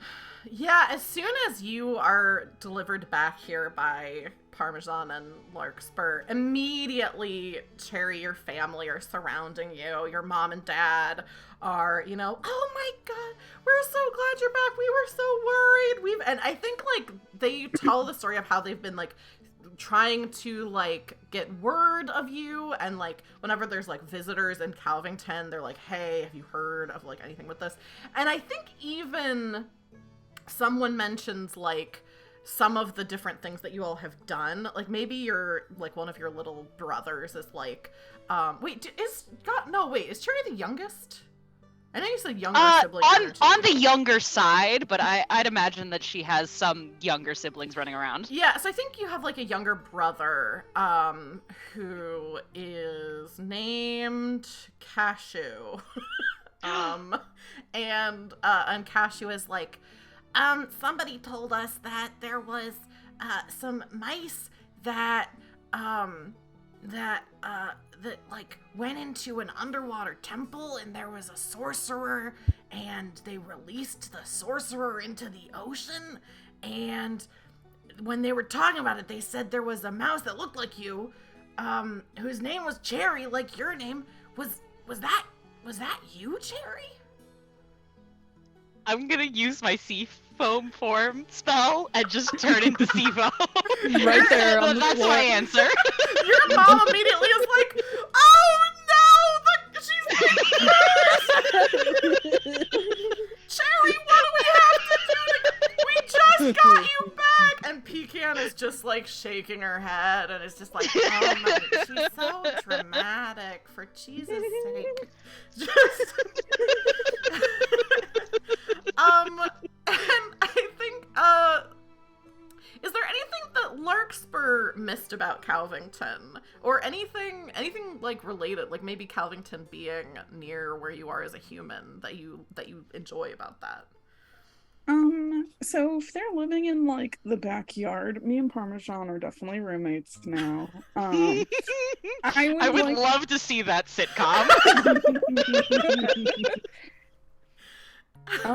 But yeah, I would like to believe, I mean, that could be the next game too, is just like, anyways. Just me and Sierra play a game. we're unlikely roommates. But I would like to believe that Larkspur somehow communicated to someone and convinced them to buy like this really specific like pastry or something that used to be made there, but it's still mouse sized compared to human me, so it's just like so little. yeah, but I still enjoy it. It used to be my favorite. And then I would like to believe now that I know what like cities are, maybe helping the city grow or just like a better infrastructure in general or something. Yeah, I like that. Like Larkspur is like building little things for Calvington. I really like that. That's very cute. And because you're living with Parmesan, who does know magic and like has like little things that he does that are like, oh yeah, here's how you can like, you know, communicate with the mice. You're still able to, even as a human, which most humans wouldn't be able to. My next. To the mice. What did you say? I'm talking to the mice. My next question, and this can be like, you know, as time is going on. Do any of you, do you have? It shouldn't be do any of you. Do you have any regrets from your journey? And this is another question for all three of you. That I didn't use more of my cool things out of like, what if I need it later? Yeah.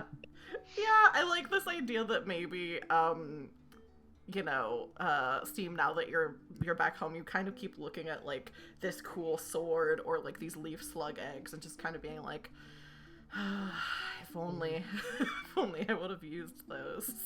Do the slug eggs ever hatch? Ooh. Please God, no. I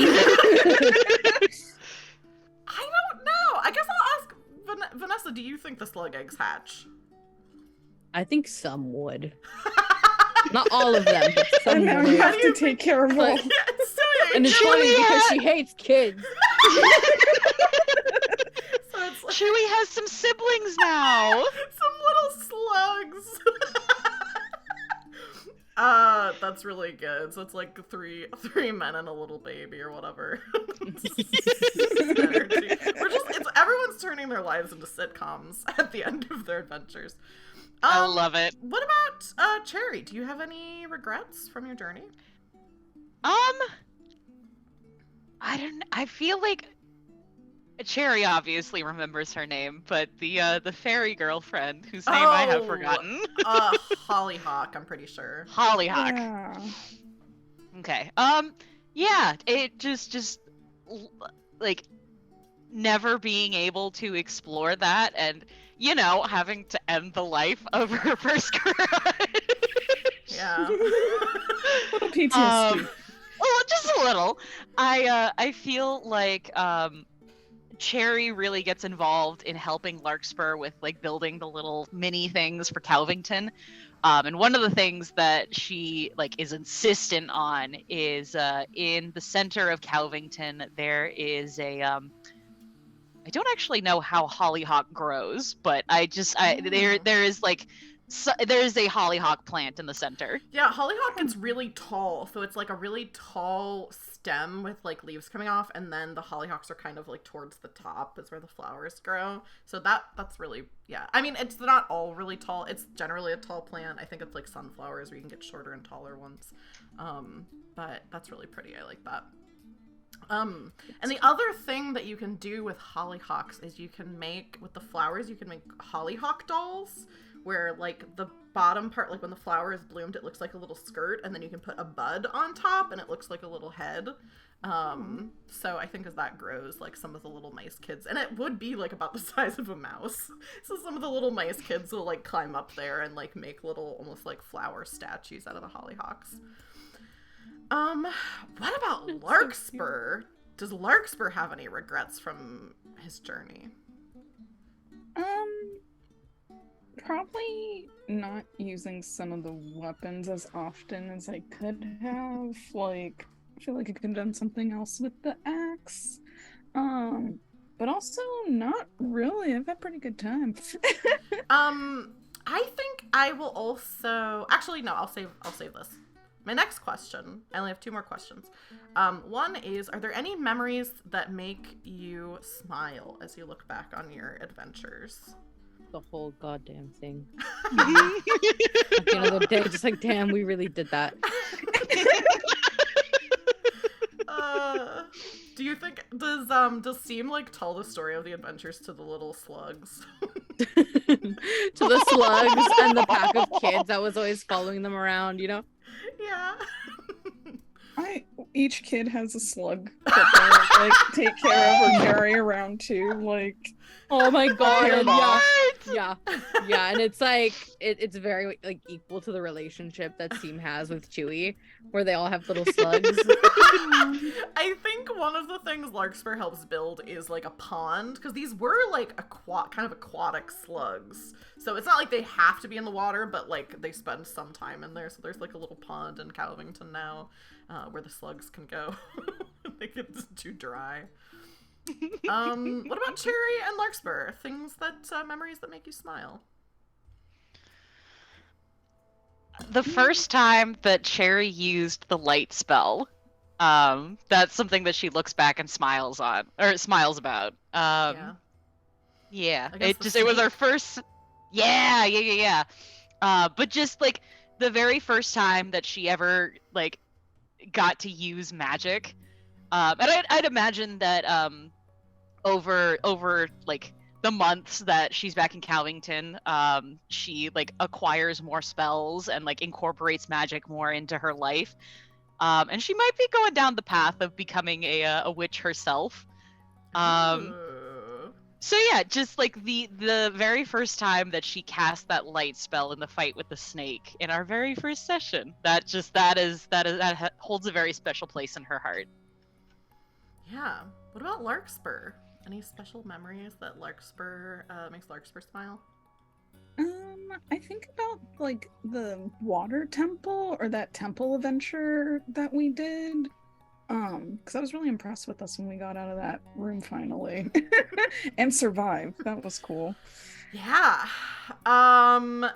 Then my last question for you all, and then I have kind of a extra question for Larkspur.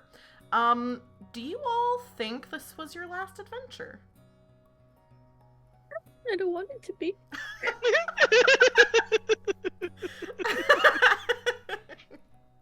Yeah, I'm really hoping we figure out something to do again, because I really enjoy these characters. I know I'm a human now, but we could fix Zap, that. how could you do figure that? out how to fix that. Zap, how dare you say that? Zap says since humans live way longer than mice, is Larkspur's lifespan human now, and do they realize what that means?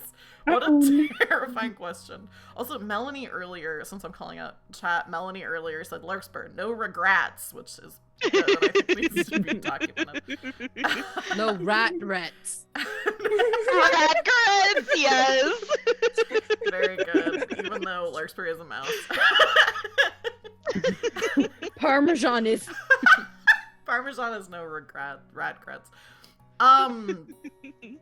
Yeah, it seems like you all think this is not your last adventure.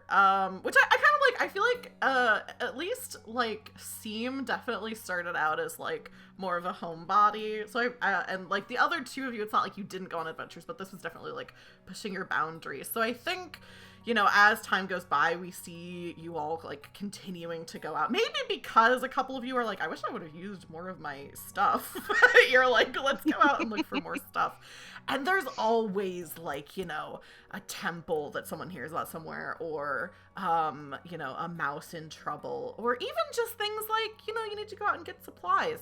And I think the last people have heard of our tales. Exactly. Yeah, people come to you, like the three of you, when they have troubles. And I think my last question, which is my extra little question for Sierra,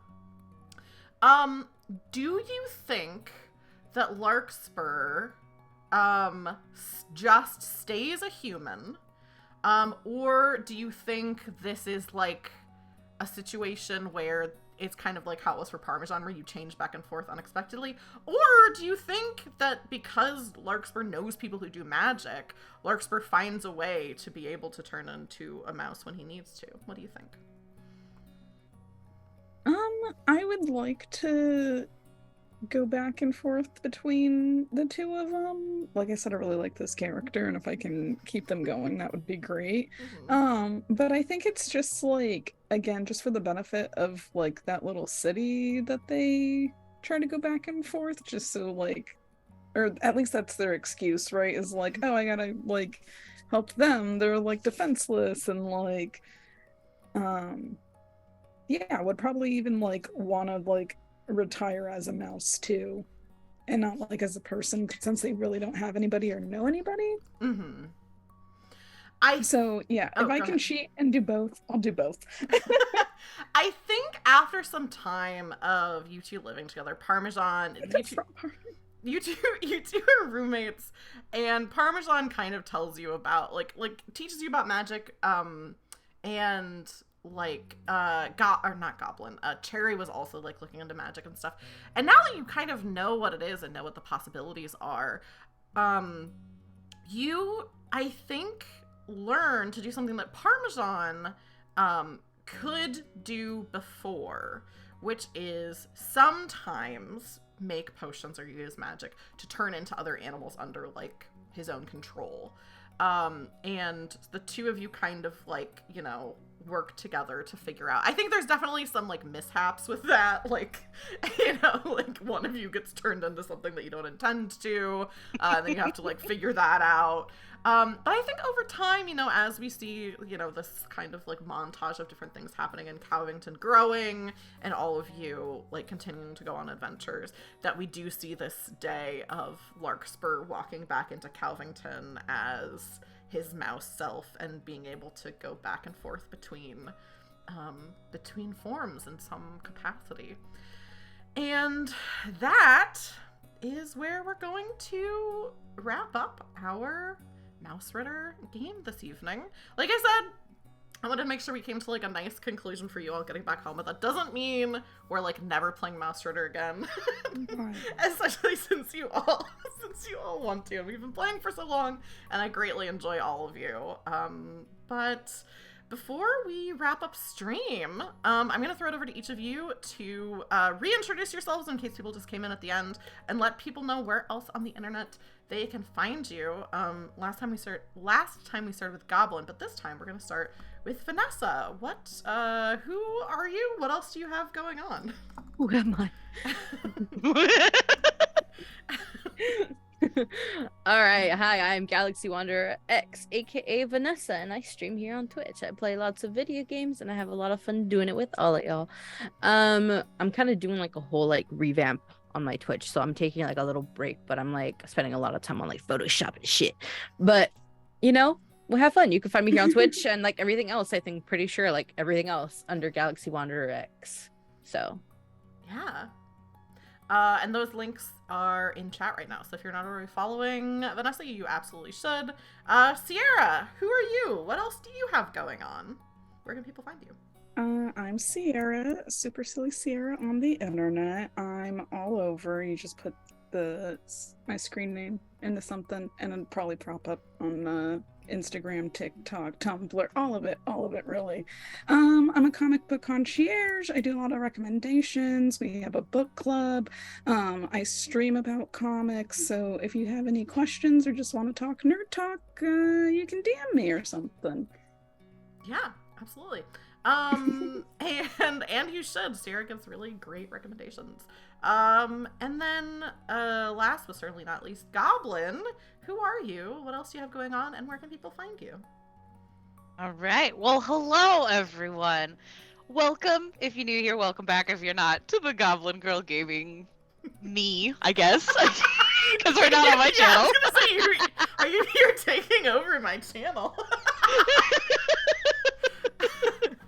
Change my username to Goblin Girl Gaming.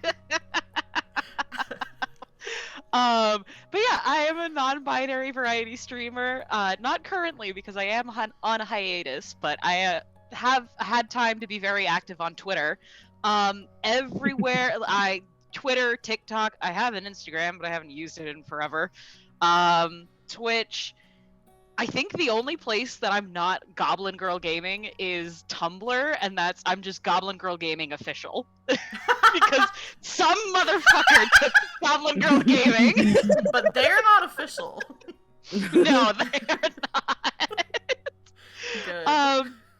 But yeah, I do a whole bunch of stuff. I'm working on a bunch of secret projects that I can't really share too much about yet, but they are coming, so be ready for that.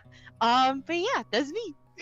Yeah, and then also if you're new here, this is actually not Goblin's channel. This is my channel. Despite what they would have you believe. I haven't said my intro in months. I needed it. You deserve my channel. You can have it. I'll send you my stream key after stream. I'm Taylor, and you can find me on the internet at Roll4Felicity. I play a bunch of one-shots like this of different systems, some serialized, some one-offs. I have a couple series. I'm going to be doing a couple series this year as well. And stuff that you can check out that I have coming up. Tomorrow afternoon, I'm going to be streaming a single-player tabletop RPG called Bloodless, which is inspired by Vampire the Masquerade, who plays a vampire who is trying to survive a bad evening. So that's going to be really fun. That's going to be 2 p.m. Eastern tomorrow. And then tomorrow evening, I'm going to be on Dungeon Mom's channel playing Kids on Bikes, and I think our 4th episode of that campaign. That's, I think, going to be 8 to 10 episodes, so we're almost halfway through. And then on Sunday, I'm going to be playing on this stream another serialized one-shot of Vampire the Masquerade. That's going to be good. That's always very juicy. So you can definitely come back and check out those things. And then that's pretty much it. I think I've got some stuff planned for next month that's fun, but it's not finalized yet. So I think that's everything that I need to say. I want to thank my players tonight for being here. I really appreciate all of you. And Goblin, I appreciate you taking a hiatus from your hiatus to come hang out with us. And I'm glad you're taking a break, but I'm also glad that you're here tonight, because I just like being around you all. And I think with that, we can wrap up the stream. Let me go to my stream end. Do you all want to say goodbye to chat and goodbye to the YouTube VOD? No. All right. Goblin does not say goodbye. My mama taught me manners. Night. Goodbye, everyone. Drink water. Goodbye.